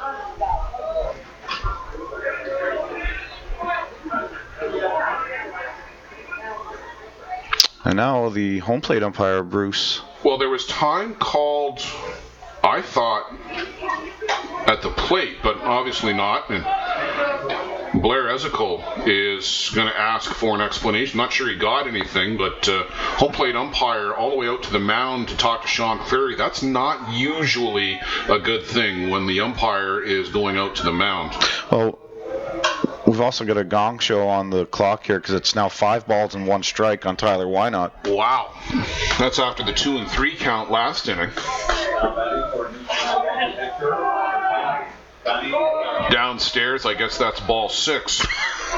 I'm not sure what the count is at all right now, Blair. Well, hopefully they flash it.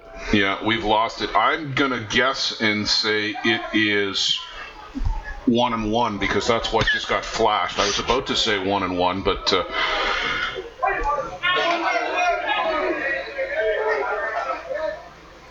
and a changeup swinging feebly after that one goes Tyler Wynot. Now, don't be surprised if they double it up here. Sean and Ryan do like to double up the changeups. Well, Wynot was a member of the Toronto Gators with these guys a couple of years back. And as recently as the Tavistock tournament played with the Gators there as well.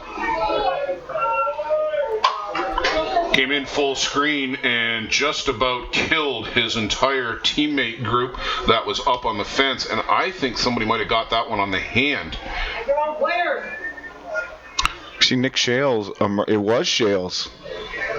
He just got out of the way, and his heart rate is... His heart rate is pretty high right now. He's got a bit of a grin on his face and moved down the row a little bit, but I'd be sitting down on the bench and staying out of the way.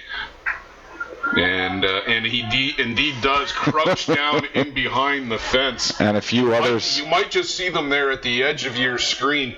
There's a bunch of heads that are now down below that black piping on the top of the fence.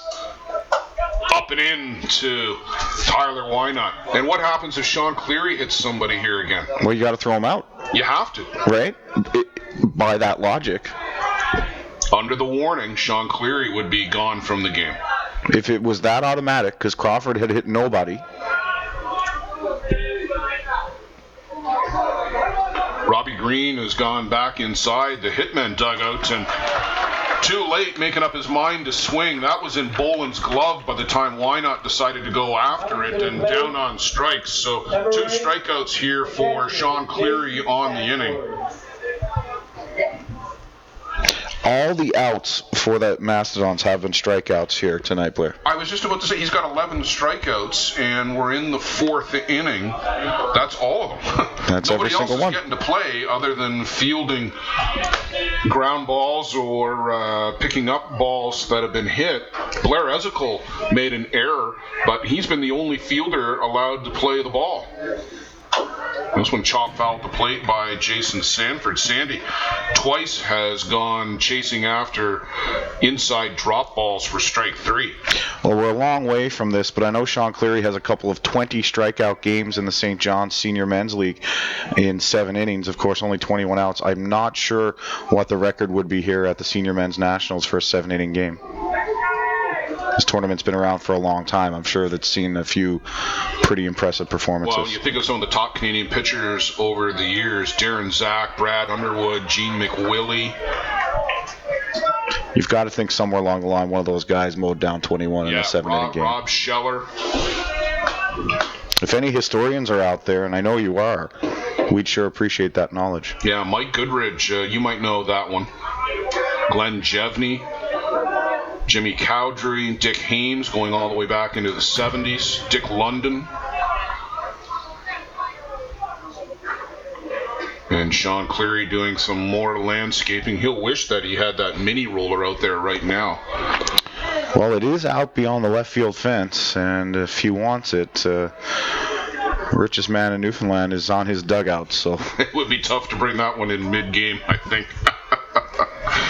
Sean and I had a good chuckle about that picture on Twitter with the mini roller out on the pitching mound the other day.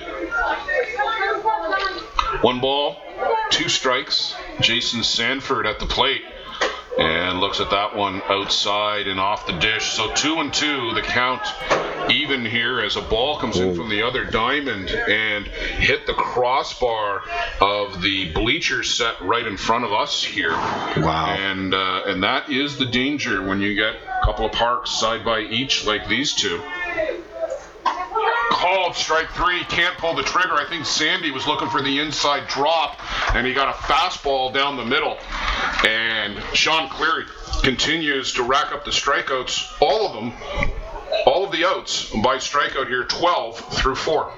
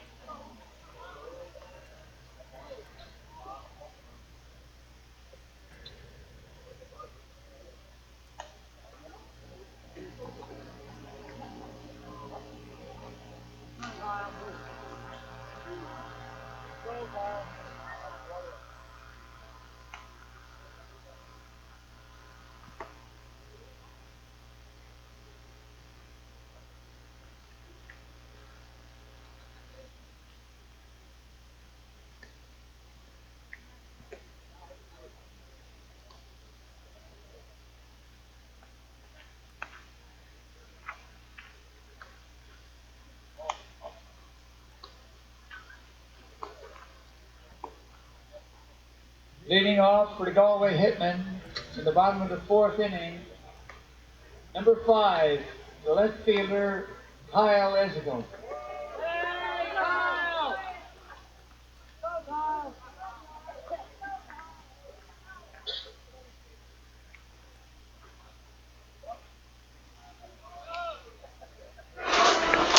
Kyle Esigo leads things off for the Galway Hitmen. His first time around, he hit one that looked like a screamer off the bat, turned into just a lazy fly ball to left field. Well, it was a loud fly ball. I wonder if he broke that ball in half or something, because it looked a lot better than it was. Anyhow, leading off, Justin Schofield back for his second inning of work. Esigo holds back on the rise ball. Kyle wouldn't seen much of Justin Schofield. He's certainly been a Sean Cleary specialist for the New York Gremlins. Well, it's crazy how the number of hits he's got. It's got to be 8 or 9 hits in 3 games against Sean over the last 2 years.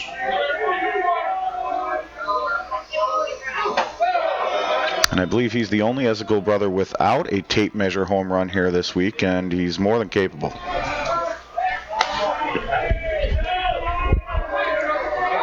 Like I said, I think the Esigo baby showers were all sponsored by Easton when they were born. Oh, a strike called that looked to be a certain ball. Struggling back there tonight. It's been a difficult night for the Blue Crew. In fairness, this is the first game that we've seen any inconsistencies. They've been very, very good all week. Absolutely, and I don't say that facetiously or just to be a KA. They have done a good job here this week. We both know the supervising crew. They've been up here and shared some time with us in the booth, Gary Skirvin and Mitch Zook, and it's difficult to see them struggle because they don't want to be a part of the game. I guarantee you, they didn't come here tonight and say, well, we're going to be the show. Absolutely not. No, and you know what? They're human, and when there's a human element, and Donnelly Archibald down on first base is a level 5 hockey official. He'll tell you the same thing. You know, they have off nights just like players. Kyle Esigo shoots this into right. Oh, an excellent jumping catch by Jonah Wright, who, as poor as he's been offensively, he's been excellent defensively. Well, great job there just to go the opposite way, take the pitch where it's thrown, and Kyle Esigo drilled that ball. But sometimes you got to tip your hat when a defensive player makes a great play, and Jonah Wright had to go sprint after that one. Had to go back on the angle, too, because you knew that ball was going to get by you, so you have to play the angle right, and he did it perfectly. Yeah, of course, anytime a right-handed batter hits one to right field, it's going to be tailing away, much like your tee shot, Blair Setford. Yeah, but mine usually sails the other way. Well, me too. I'm a lefty as well, but just for effect, I wanted to bury on. Well, you're absolutely right about that. I will gladly admit to it that I can hit the 300-yard drive with the best of them, 100 up, 100 out, 100 down. And $100 for a new box of balls. That's on-course advertising is the way I look at it. Johnny Kelly chased a rise ball out of the zone for strike one. He's down in the count against Big Justin Schofield from White Rock, Nova Scotia. Goes back there again. Why not? Not Tyler, why not? But why space not? But Kelly holds back. Wonder how many puns Tyler's had on his name in his lifetime. Lance Wynn had a great call on a home run by Tyler last year. We were up big in a game. Tyler hit another home run, and Lance said, well, why not, Tyler? Straight call, drop ball outside. The reaction of the crowd tells you all you need to know what they think of that one.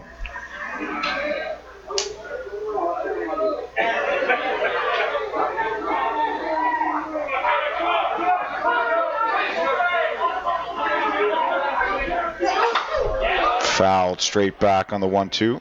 That was a home run hitter swing right there from John Kelly. He went after that wholehearted and full-throated. Yeah, he wasn't choking up and protected on that 1-2 pitch. Well, he clearly sees something he likes from Justin Schofield's rise ball because he's been active trying to get it. Well, we talked about this morning. The rise ball is really Scho's third best pitch. He's got a great changeup. Haven't seen it much yet, and I wonder if he doesn't want to throw it because this Newfoundland team knows it. Kelly chases the drop ball. He's down on strikes. 2 away for the number 9 batter, Justin Gill. Well, for Schofield, it's got to be a moral victory to get an out without the ball being scalded at somebody. The second baseman, Justin Gill. Yeah, you're right. A line drive from Ryan Boland to end the last inning, then a rocket off the bat of Kyle Esical. Settling in now with the strikeout against John Kelly. Brings up the speedster, Justin Gill. Tries a bunt, doesn't get his bat out on a good plane, and tips it back foul. I tell you what, Blair, if Justin Gill gets that ball down and it bounces twice, you can forget about it. Donnelly Archibald was well back at first base. You got to respect the speed of Justin Gill. You got to know who's at the plate too. Aaron Harvey back by the bag at third, and if I'm Justin Gill, I try it again. Archibald now creeping in a couple of steps, but you could put one down third, and I don't know that Harvey would get you. Well, we saw Brian Clark from Kelly's Pub last game really take advantage of that, and Justin Gill would beat Brian Clark in a foot race 99 times out of 99. Harvey ended up about 10 feet in front of the bag by the time he was done creeping in. Schofield's gotten a lot better at fielding in his position. He was very shaky out there a couple of years ago, but is really improved. That hit Gill? No. No, it looked like it and sounded like it, but just a drop ball inside.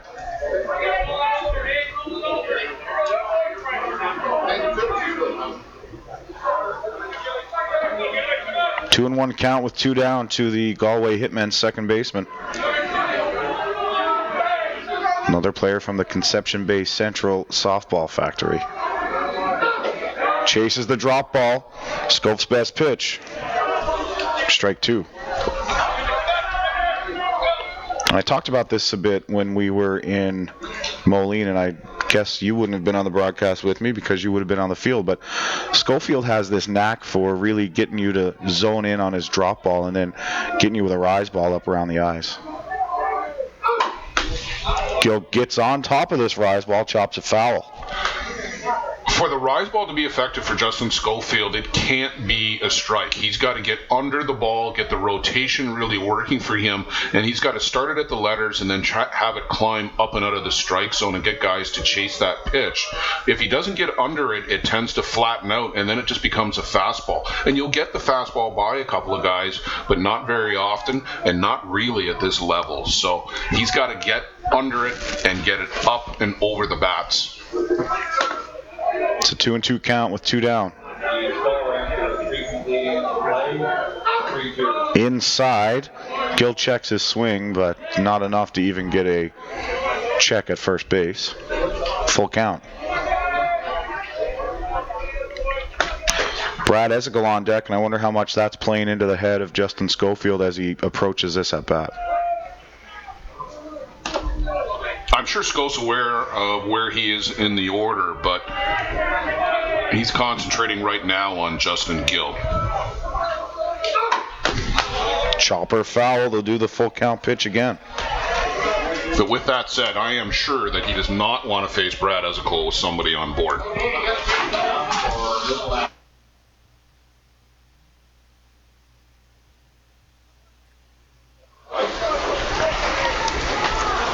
Gill goes for a little walk, so does Schofield, and they'll meet back at their respective spots for the full count pitch with 2 down.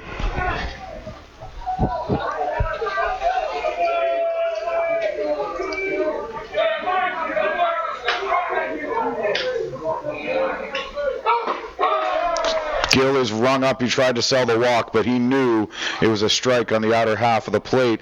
Justin Schofield gets a 1-2-3 inning. Great news for the East Hants Mastodons. After 4 complete, we're still tied at 3, top of the 5th inning coming up. Just like to remind everybody that the All-Star Award ceremony will be held immediately after the game. And we'd like for as many fans as possible to stay around. Thank you.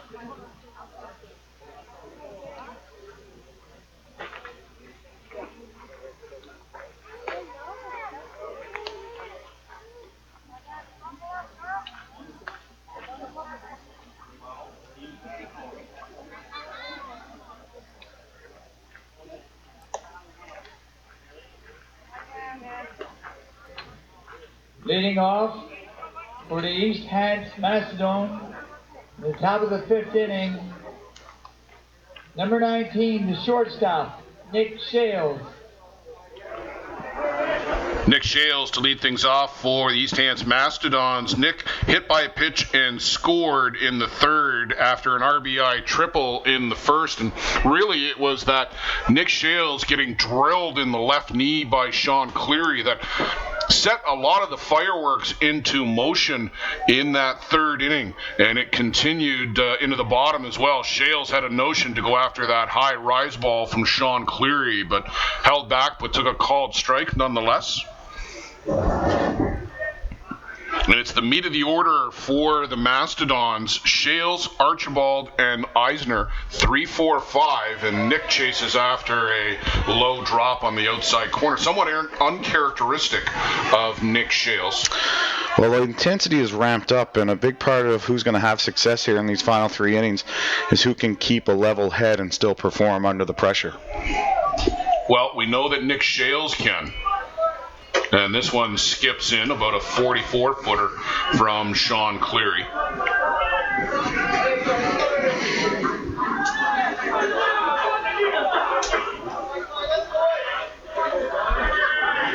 These two have been battling each other for several years now on the tournament circuit. They take turns getting the best of each other. And this one just inside from Sean.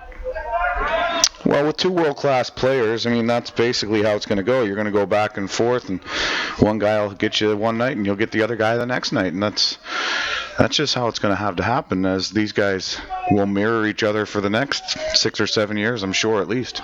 2 balls, 2 strikes.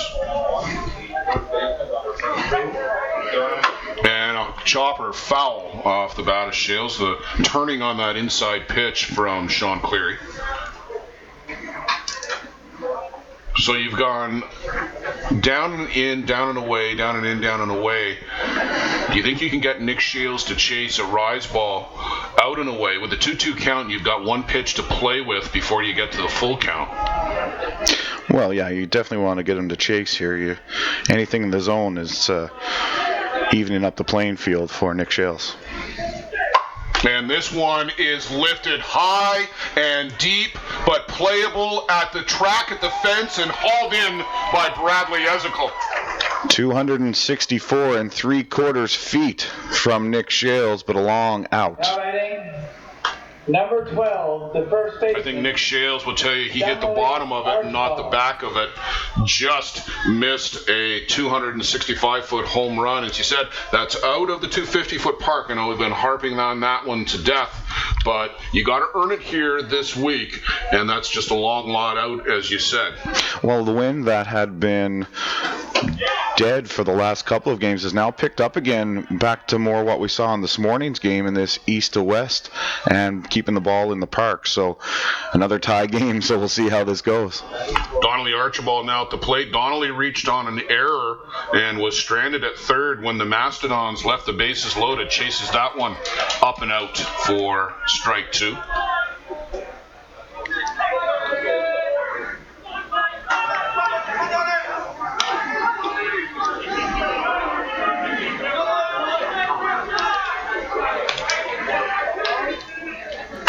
And this one is well hit to deep center as well. Back onto the track, or at least right in front of it, Donnelly Archibald. The second long, loud out to center field. So if this game's being played 5 minutes away at Lions Park here in St. John's, that's back-to-back home runs. Instead, it's 2 down and nobody on for Joel Eisner. Well, I don't know if either of those get out at Lions Park either, the way the wind blows in at that park. It is in a bit of a valley. That would certainly be close anyhow, we'll put it that way. The first one's out of there for sure. Yeah, I agree with that one. Yeah, Shales gets out.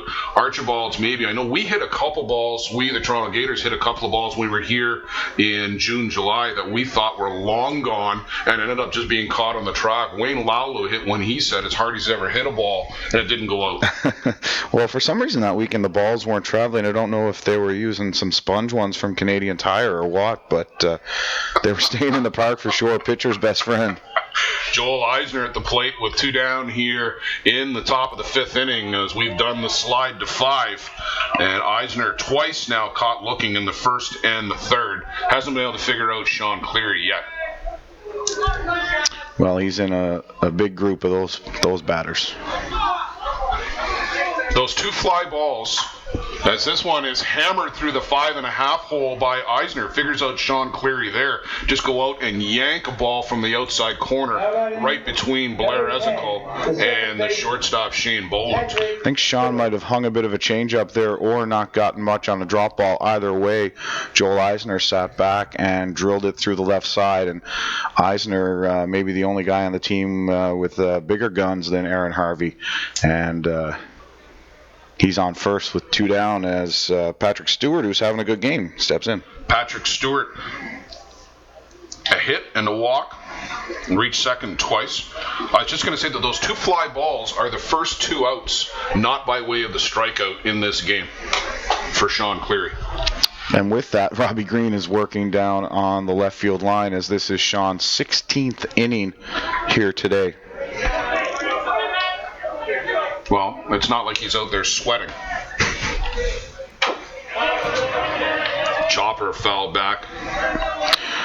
Well, if he's sweating, it's just minimal for sure because the night air is cold here in St. John's, and that is a small advantage the Galway Hitmen team have.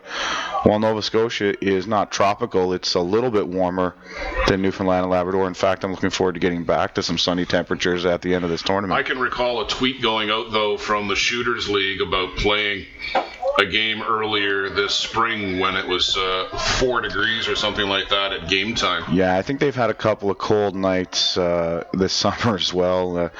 You never know, you get a Thursday night in Shubenacadie, could either be a scorcher or you're going to want to wear your turtleneck.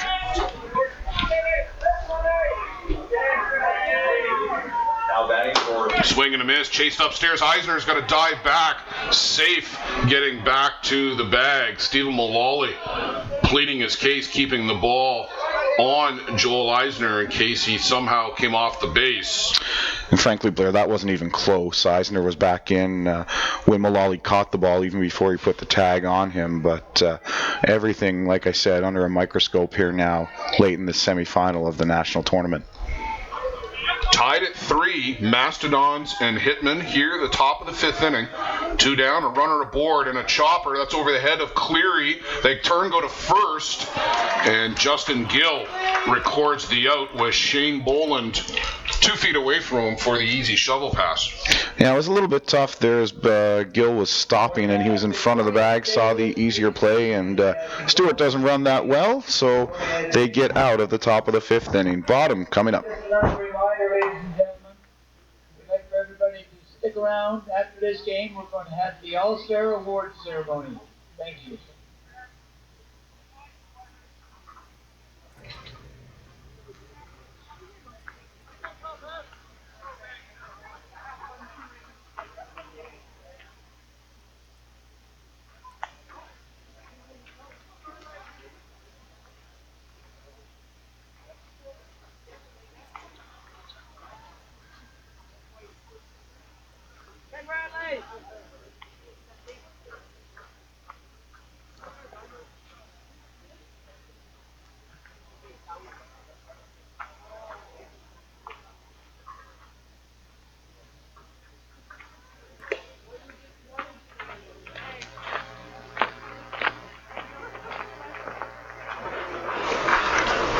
The Galway Hitmen in the bottom of the 5th inning. They're back at the top of the order. It's going to be Brad Ezekiel, Shane Boland, and Blair Ezekiel. 2/3 of that trio hit home runs, scored in the 3rd inning. This will be a key inning here for Justin Schofield. A couple of personal nemesi coming up. Bradley Ezekiel and potentially Steve Mullally.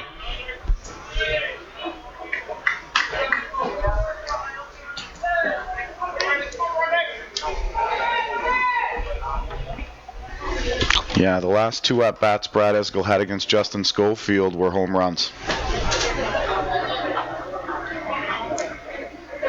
in tie ball games in a semifinal of a big tournament.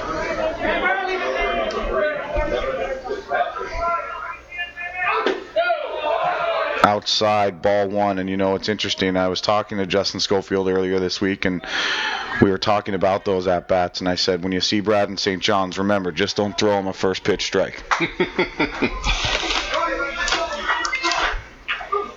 Second pitch strike with a changeup. Well, and that's the first one we've seen from Scof since he's come into the game, and he's got a good one. He has a really good changeup, and Bradley Ezekiel had to turn his back on that pitch. He thought that it was so far inside that he was in danger of being hit, but he just buried that one under the hands. Drop ball high in the zone for strike two.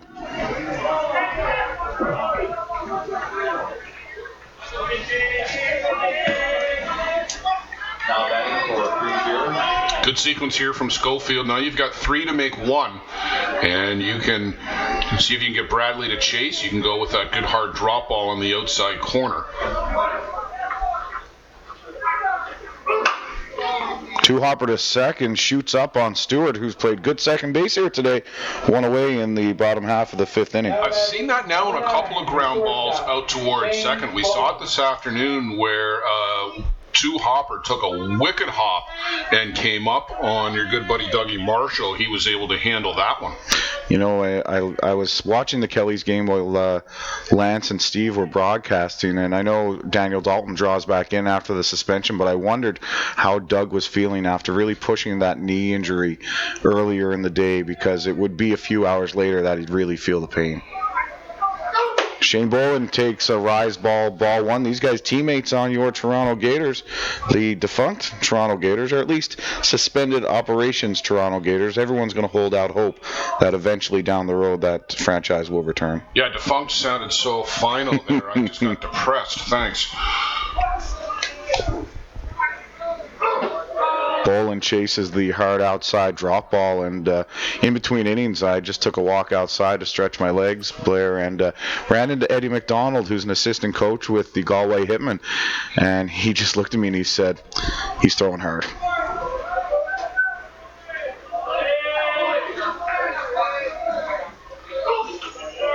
But he bounces one 4 feet in front of the plate, 2 balls, 1 strike.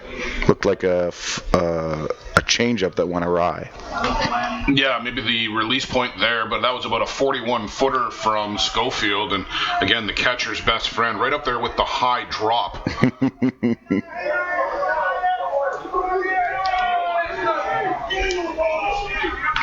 We take for granted that these guys hit their spots so well.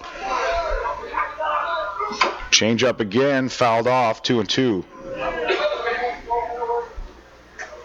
Kyle Crawford started this game for the Mastodons, was ejected for hitting Blair Ezekiel after Shane Bolin homered in the 3rd inning. Yeah, Kyle going 2 1/3 innings, and like I said, I think they were hoping they could get through the order twice with Kyle before they had to bring in Schofield, who went 7 strong innings earlier today. Cued down the first baseline, foul. So we'll do the 2-2 again. Blair Ezekiel waits on deck. He was the hero in this morning's game with a walk-off single in the bottom of the 11th. And what a game between Colin Walsh and Sean Cleary this morning. And then Colin Walsh comes in this afternoon and nails down another victory for Kelly's Pub. Interesting that ball was thrown out of the game by first base umpire now Andrew Gallant, replacing Trevor Topping after Trevor went down with the hamstring pull. So we've got a player and a coach ejected, a superstar in Jason Hill likely out of the game after injuring his groin further rounding second. What else are we going to have here? Ball inside on Shane Bolin, another full count to a Galway Hitman batter tonight. And actually, I talked about Eddie McDonald. He's over coaching first base now, as Les Howie has taken over at third for Mark Dwyer.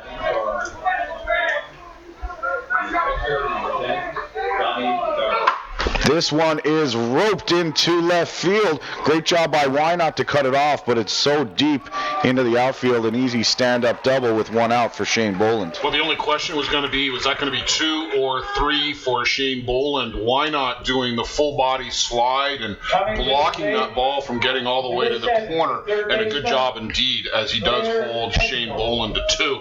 But Boley, after a strikeout in the first inning, a home run and a double, 2 really hard hit balls. Well, it's amazing when you think about Shane Boland, and even when you compare the round robins had by Sean Cleary, Brad Ezekiel, and a few other guys, but to Shane Boland earn the MVP honors. Now, they do it a bit different here at the Canadians.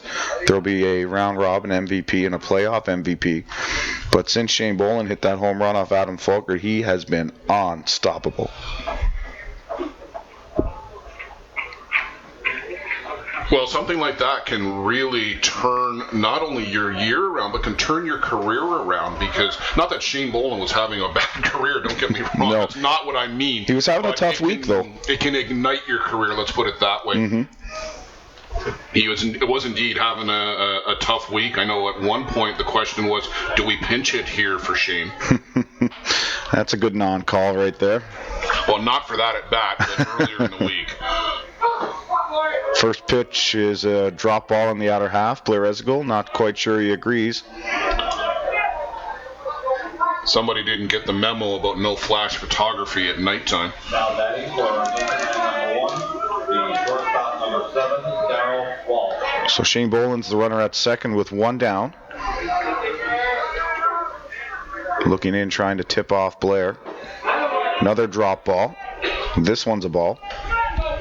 Again, keep an eye on the hands. Don't know how well you can see Shane with your particular shot at home, depending on the resolution of your monitor. And again, don't forget, you can click on that HD logo down at the bottom of your screen and improve the resolution.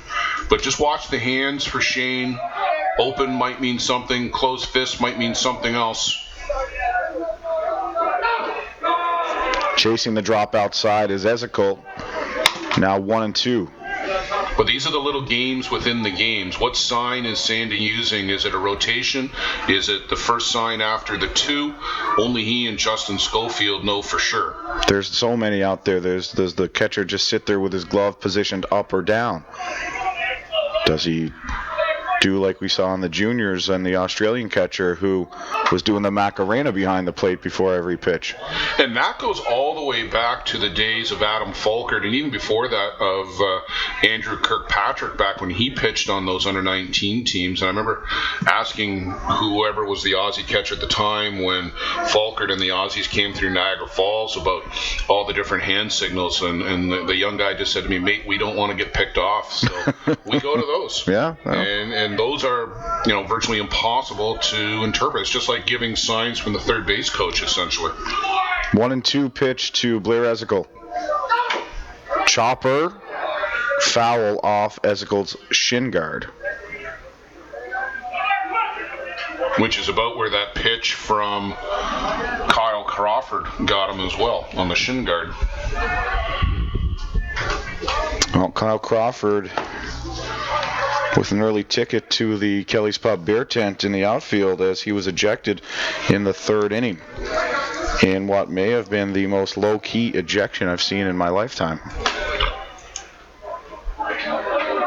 An ejection that he didn't want to give but had no choice. Yeah, well, and like we had talked about, that was the unfortunate situation that was created. High chopper, Shales takes it. He bluffs the throw and then tried to get Boland rounding third. Boland wisely stays on the bag. You know what? I think if he throws a shovel pass to Aaron Harvey right away, they actually get Shane Boland going into third. It would have been close, no doubt. So now first and third with one out for Steve Mullally. On that play right there, you see the difference in the last 2 days with the infield. 2 days ago, with all the stay dry on the infield, that ball does not bound 25 feet in the air. Mm-hmm. It only maybe gets up 10 or 12, and there's probably a play at first, and I don't even think that Shane Boland would risk trying to advance on that play. That's an excellent point. And Yeah, I was just to finish that thought. Now it's become a really hard track as all that has been dragged under, and we're back to that kind of stone top surface, and it is lightning hard out there, lightning fast too.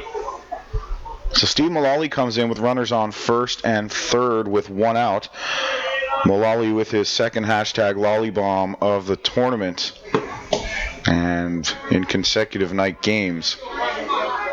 Back in the third inning to tie this at 3, and we've remained tied at 3 ever since.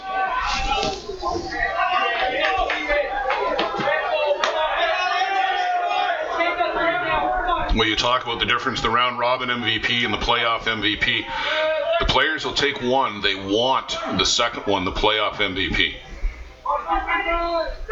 And Steve Mullally will trade all of the round robin woes. He will take those if he's able to lead the Galway Hitmen to a historic 5th consecutive Canadian National Championship, and was able to earn some playoff MVP honors along the way as the crowd here gets real loud. Ball inside. Looked like a good pitch from our vantage point. 2-0. The crowd sensing the importance of this at-bat with the local hero, Steve Mullally. Schofield's heart rate must be elevated right now.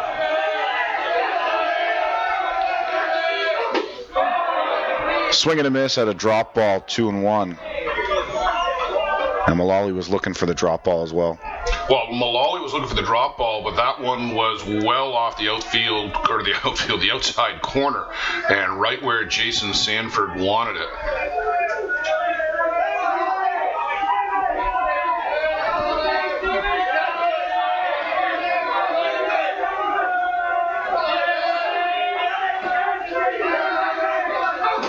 Chases again, 2-2. Great job by Jason Sanford to keep that ball in front of him. One of the best, if not the best, defensive catcher in Canada and the world. Well, much like a major league pitcher who throws the slider or tries to bury the breaking ball down, that's what Schofield's drop ball is. It breaks hard at the plate, and you don't so much as catch it as you do smother it. 2-2, runners on first and third. And he gets Mullally swinging at the outside lifter. 2 down, bringing up Jason Hill. Boy, that's a big pitch right there from Justin Schofield to get Mullally on a rise ball, which, again, you're going to essentially your third best pitch there to get out one of the best hitters, and that's a great pitch. So re-enter Jason Hill, put on your sneakers, Shane Kelly. Your night's done. And Jason Hill steps in first and third.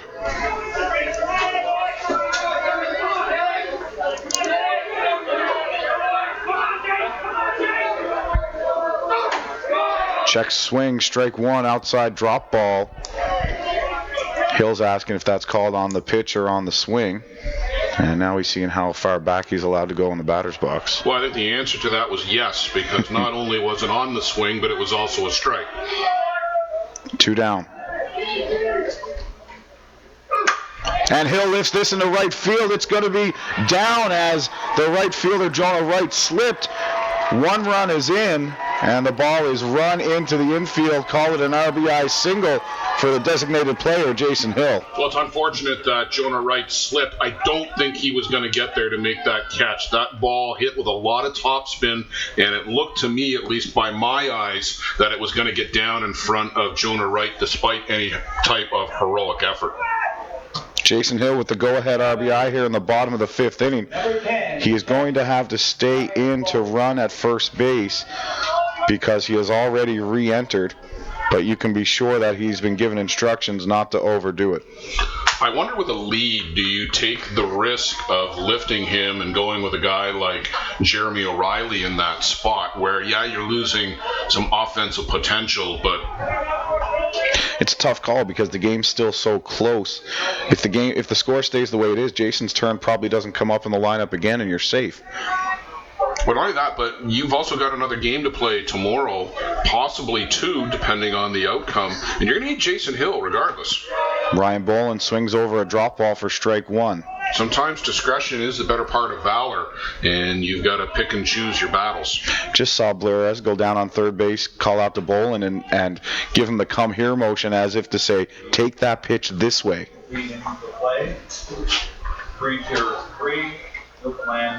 So Blair Esgill's on third base. Jason Hill is on first.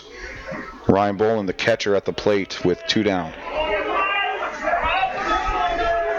Much like yesterday, the Hitmen down 3. They've come back with 4 unanswered. This one's off the plate on a drop. 1-1.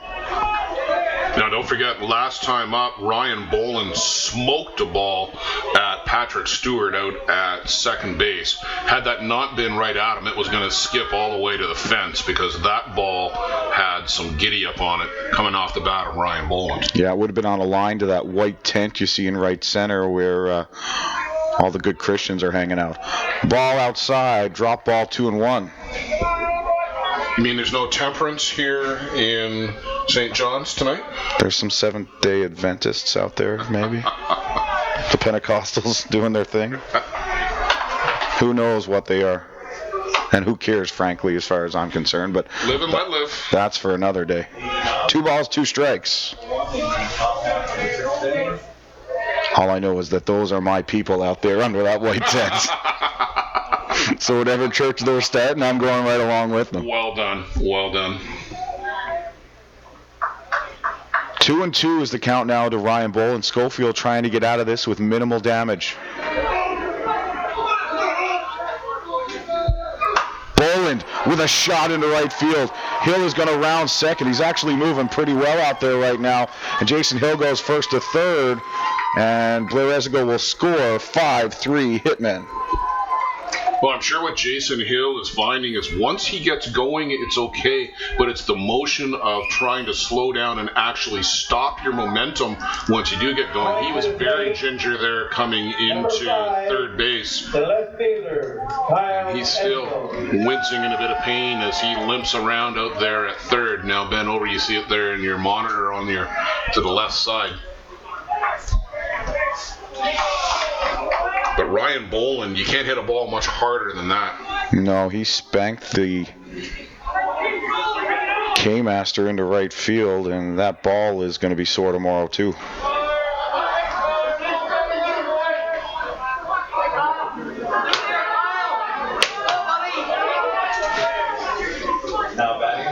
Kyle Esgill steps in now with 2 out. He fouls the ball over onto the Masters game on Diamond 2. Steve Mullally on to run for Ryan Boland if we hadn't caught that one already. And he's having a bit of a chat with Andrew Gallant. Well, Mullally's been a beast on the base paths here this week. Not something he's known for. Well, you and I talked to him about that the other night, and he said, look, I just want to contribute here because that was before the Grand Slam.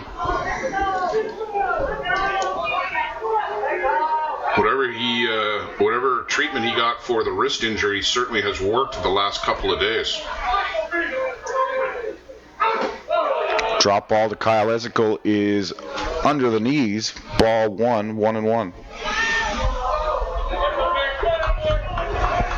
Don't look for Steve Mullally to be running here. They know the arm that Jason Sanford has got. And the ball gets in a hurry out of Justin Schofield's hand. 2-1. The only corollary to that is Schof throws a lot of down balls, and as Ryan Boland said, anything that skips is really hard to get up and throw on. Well, we saw Sanford pick one up out of the dirt and nail Brad Esgill back in the first inning. Change-up gets Kyle Esgill out in front. 2-2. They've been very sparing in the use of that. And again, you do have to be careful. You can't fall in love with it, but you have to use it more than once to be effective with it.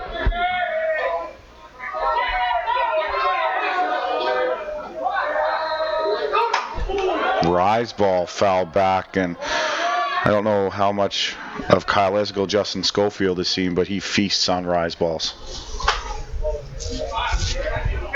Now batting for Newfoundland number 1 is center fielder number 12. Kyle just has super quick wrists through the zone. It's actually uncanny. Wonder where he gets it. Yeah. Scove picked up a victory over the New York Gremlins in St. Clements, if my memory serves.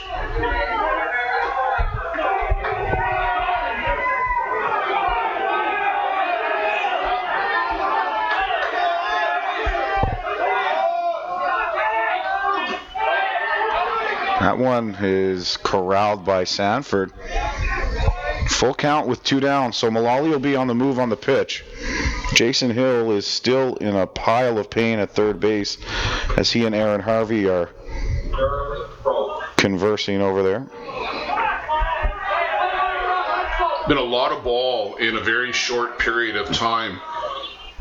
2-a-days for now the last 4 days.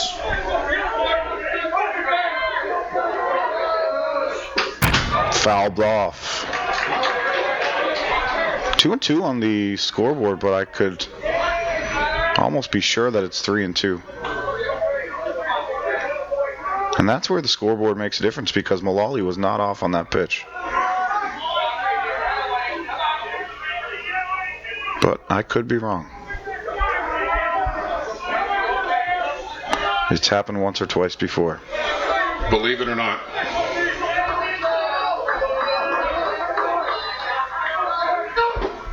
Strike 3, Kyle Esgel chases a drop ball from Justin Schofield. The Galway Hitmen send 7 batters to the plate and score 2 runs on a couple of hits, RBIs from Jason Hill and Ryan Boland, and they lead 5-3 heading to the 6th.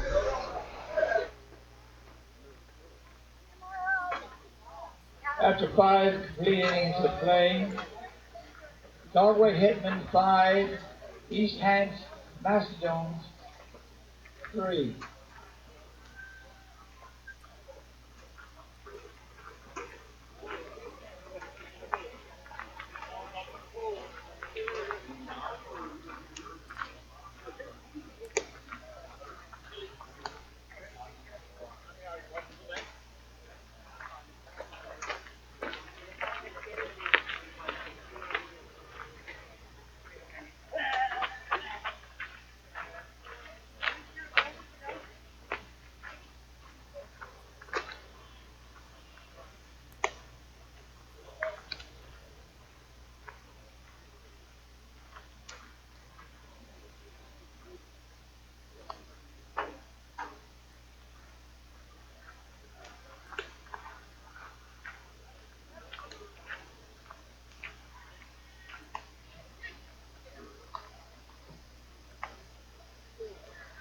Leading off for the East Hants Mastodon at the top of the 6th inning, number 22, the right fielder, Jonah Wright.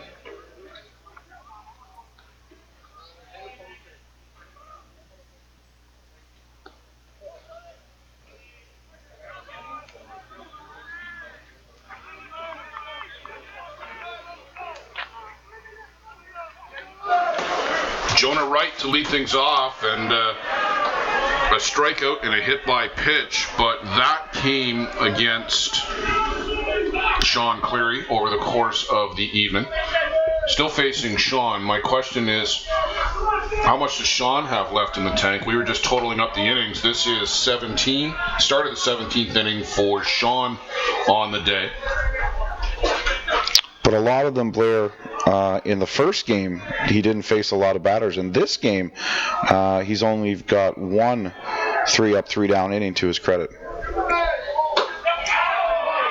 Well, right now, not having to throw strikes because Jonah Wright is chasing up and out of the strike zone. 1 ball, 2 strikes to Jonah. Yeah, Jonah is 1 for September here, so it's been a little difficult the last few days. And upstairs again. Coming to the plate. You don't have to throw strikes. You don't need to. The third baseman. Aaron Harvey has also had some difficulty tonight. And after striking out 12 over the first 4 innings. Believe it or not, all of the outs were by the way of strikeout through the first 4. Remarkable. In the 5th, a pair of fly balls and a ground out. Here in the 6th, that was Sean Cleary's 13th strikeout of this game to go with the 19 that he racked up in 11 innings in the first game today.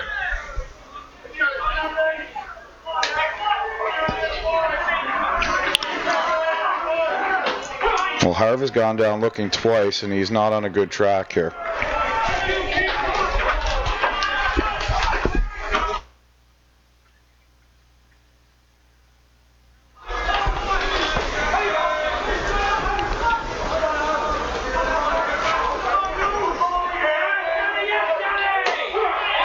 Well, down again, 3rd time tonight looking, and Aaron Harvey is just going to go back to the bench in bewilderment. He cannot figure out what Sean Cleary is dealing, and that's just a tough feeling.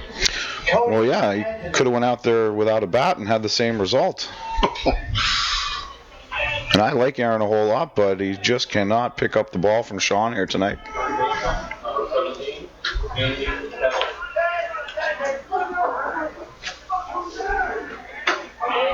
Misses downstairs.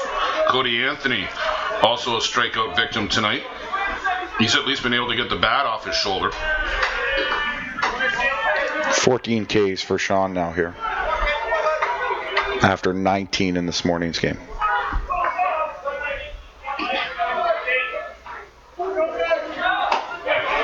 Big cut, comes up empty. Donnelly Archibald continues to throw for the Mastodons down the line. He's got a jacket. I believe that's Arch. I'm going by memory with the motion. I'm about 98% positive that is Arch. It looks like him. I don't think they have anyone else that can throw anyhow. Upstairs in the eyes, chasing after it goes Cody Anthony. And Sean Cleary, a pitch away from his 15th strikeout of the evening. Now, Cody Anthony throws a little bit, but not at the senior level so much yet.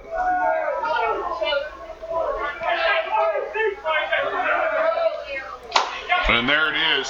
Strikes out the side, 15 on the evening. Sean Cleary putting on a clinic, leading 5-3.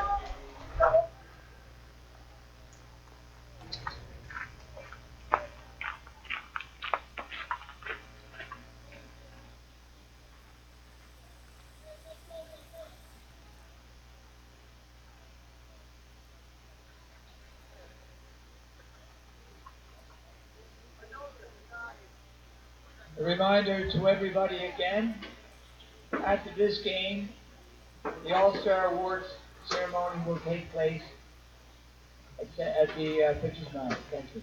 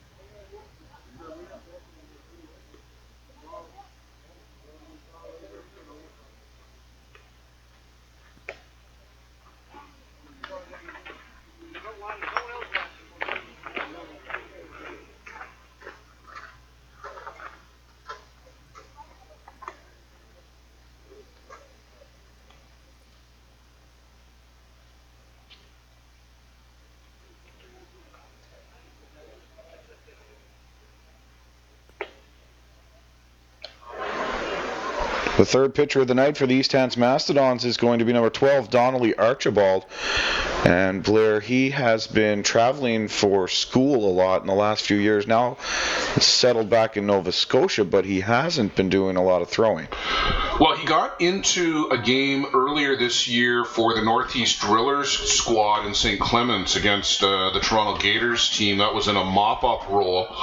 And you're right, he hasn't done a lot of throwing. We talked with Arch last night and did a little bit of pitching here and there again in Australia, but again, it was more in the support role. Right fielder, John Kelly. And just want to note too, I did misidentified the home of St. FX University. That, of course, is in Antigonish in Nova Scotia, not in Halifax. It's not in Halifax, and it's Antigonish. Make sure, because I'm sure there's some people watching, but no, that is a tough one. Thank you. That is a tough one. And Antigonish, Nova Scotia, home of St. Francis Xavier University. Such famous graduates as Mr. Jerry D.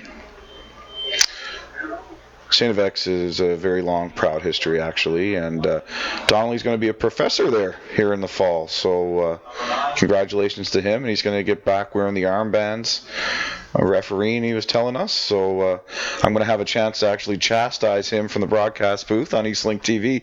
I'm looking forward to it. So Archibald doing some landscaping as we have some questions going on with the Blue Crew over here. You just see them at the bottom right of your screen with the Mastodons coaching staff, and I'm not sure what the issue is, but now Nick Shales has come over to voice his opinion.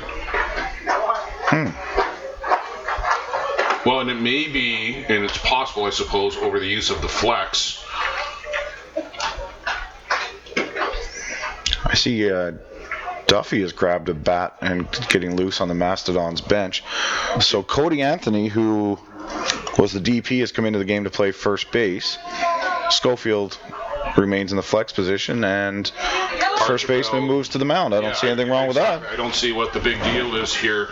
Maybe just getting things sorted out with the umpire so they fully understood what was going on. Absolutely. That's probably all it was. Nick Shales feeling the need to come over and get things sorted out. I guess it was taking too long for Nick. Figured he'd go over and let everybody know. Nick comes over to translate in his not thick at all Australian accent. Kelly chases a drop ball outside, 1-1 from Donnelly Archibald.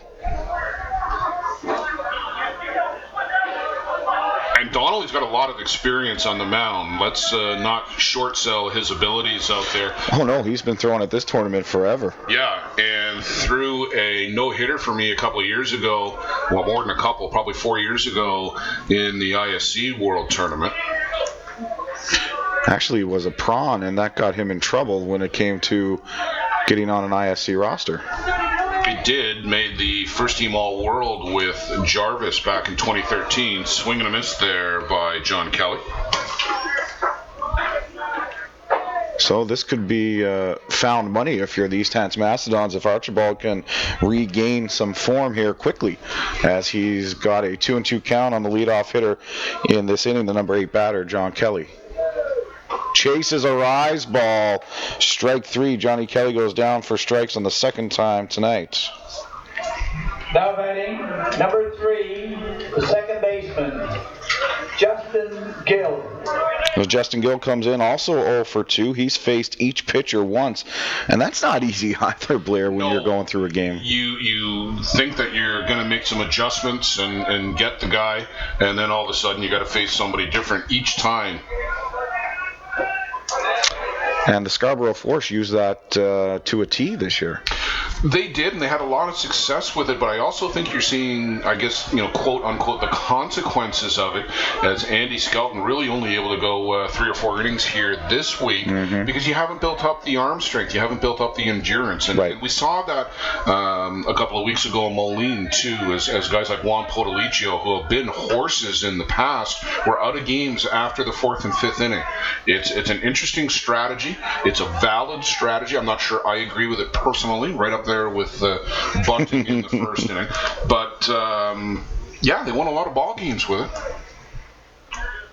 And if you've got the staff to do it, great.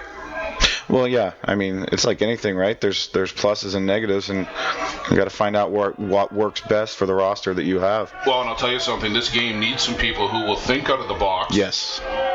Because we got a lot of dogmatic people who want to bunt every time. To Hopper out to the shore-handed Patrick Stewart. And I know Steve Power is watching somewhere, and he is now pounding on the keyboard of his phone, getting ready to send you a dirty tweet. But I tell you what, we were saying off air, we could sell tickets just to get into the broadcast booth here for the stuff that goes on off the air. There was some lively debate, and for those of you who were tuned in between innings when you weren't supposed to be, my apologies for that as well. Life happens. Speaking of life, Scott Life, 2 wins today for the Bullier Rustlers. That was well done. Good on you. Yeah, 2 big wins for the Bullier Rustlers and a surprise team to still be playing on Sunday. They'll face the Kelly's Pub Bulldogs 9:30 a.m. tomorrow morning. That'll get us going here on the stream. Really? 9:30? 9:30. Are you kidding me? And the next game is 1:30, and then the championship is 4 p.m. with a couple of Masters streaming only, no commentary thrown in the mix. Drop ball called strike, and Brad Ezekiel is going to smile, take a step back, and... Well, Bradley probably wondered if they would leave Schofield in just for him. They probably took him out just for him. I think probably factored into the decision. There's 2 down here, Ezekiel hitting. Foul back. Sat back too. That one too, and yeah, kept the hands back, but Arch did a good job of keeping that changeup inside. Not sure if Brad's got a dip in or he's just got some big chewing gum, but you don't usually see him with any substance like that. So a little bit of a change, maybe trying to keep warm somehow, keep the mouth muscles going. Outside, full count.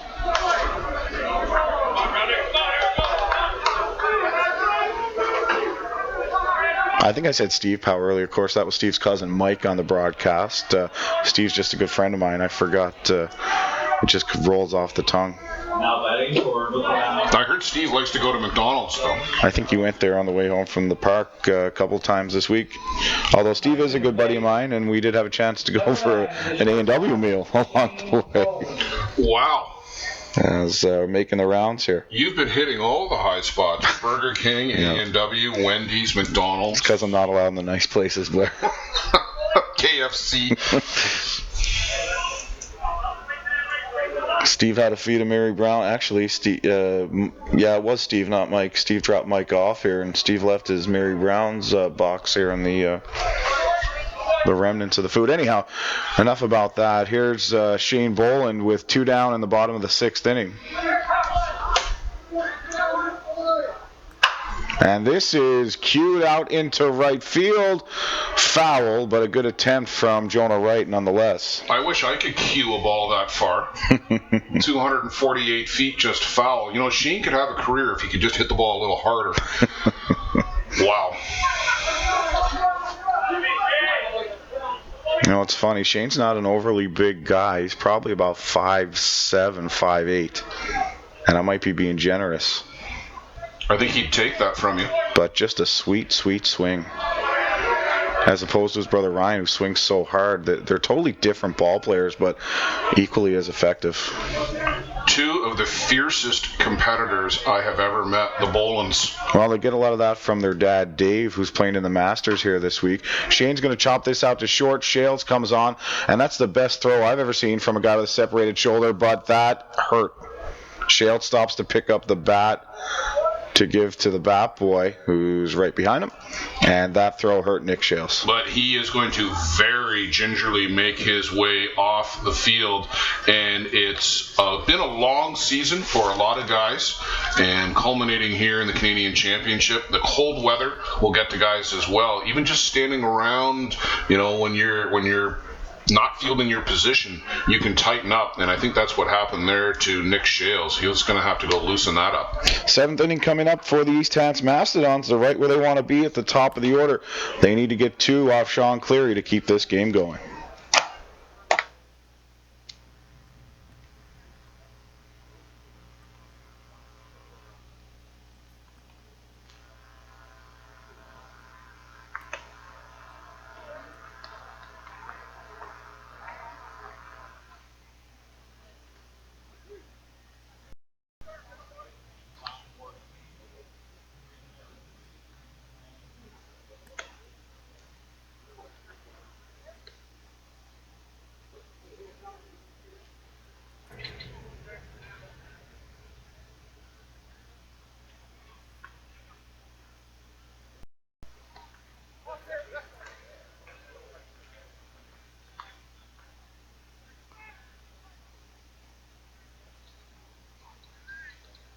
Leading off for the Mastodons, the top of the 7th inning, number 53, the left fielder, Tyler Wynot.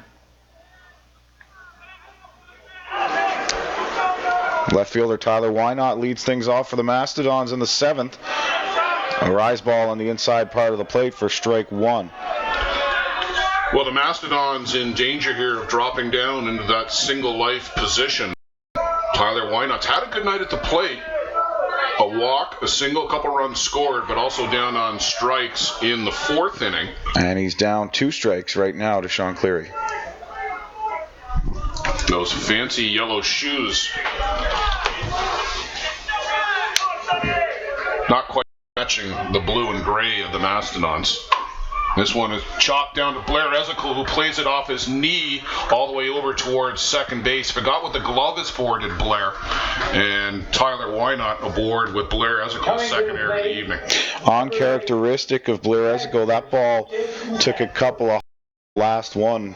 It eluded Blair, and that probably hurt because it must have got boned as far as that ball went. Well, and there's also the pride factor as well. I think this Hitmen team, it's not that I think, I know this Hitmen team takes a lot of pride in their fielding as well as their batting prowess, and Blair will not be happy with his defensive effort here this evening. 2 chances and 2 E's on the third baseman. And with that on the left side of your screen, you can see them scrambling down to the bullpen, Craig Edmonds and Robbie Green, to get Chopper to Sean Cleary, doesn't even look at second base, turns and gets Sanford at first.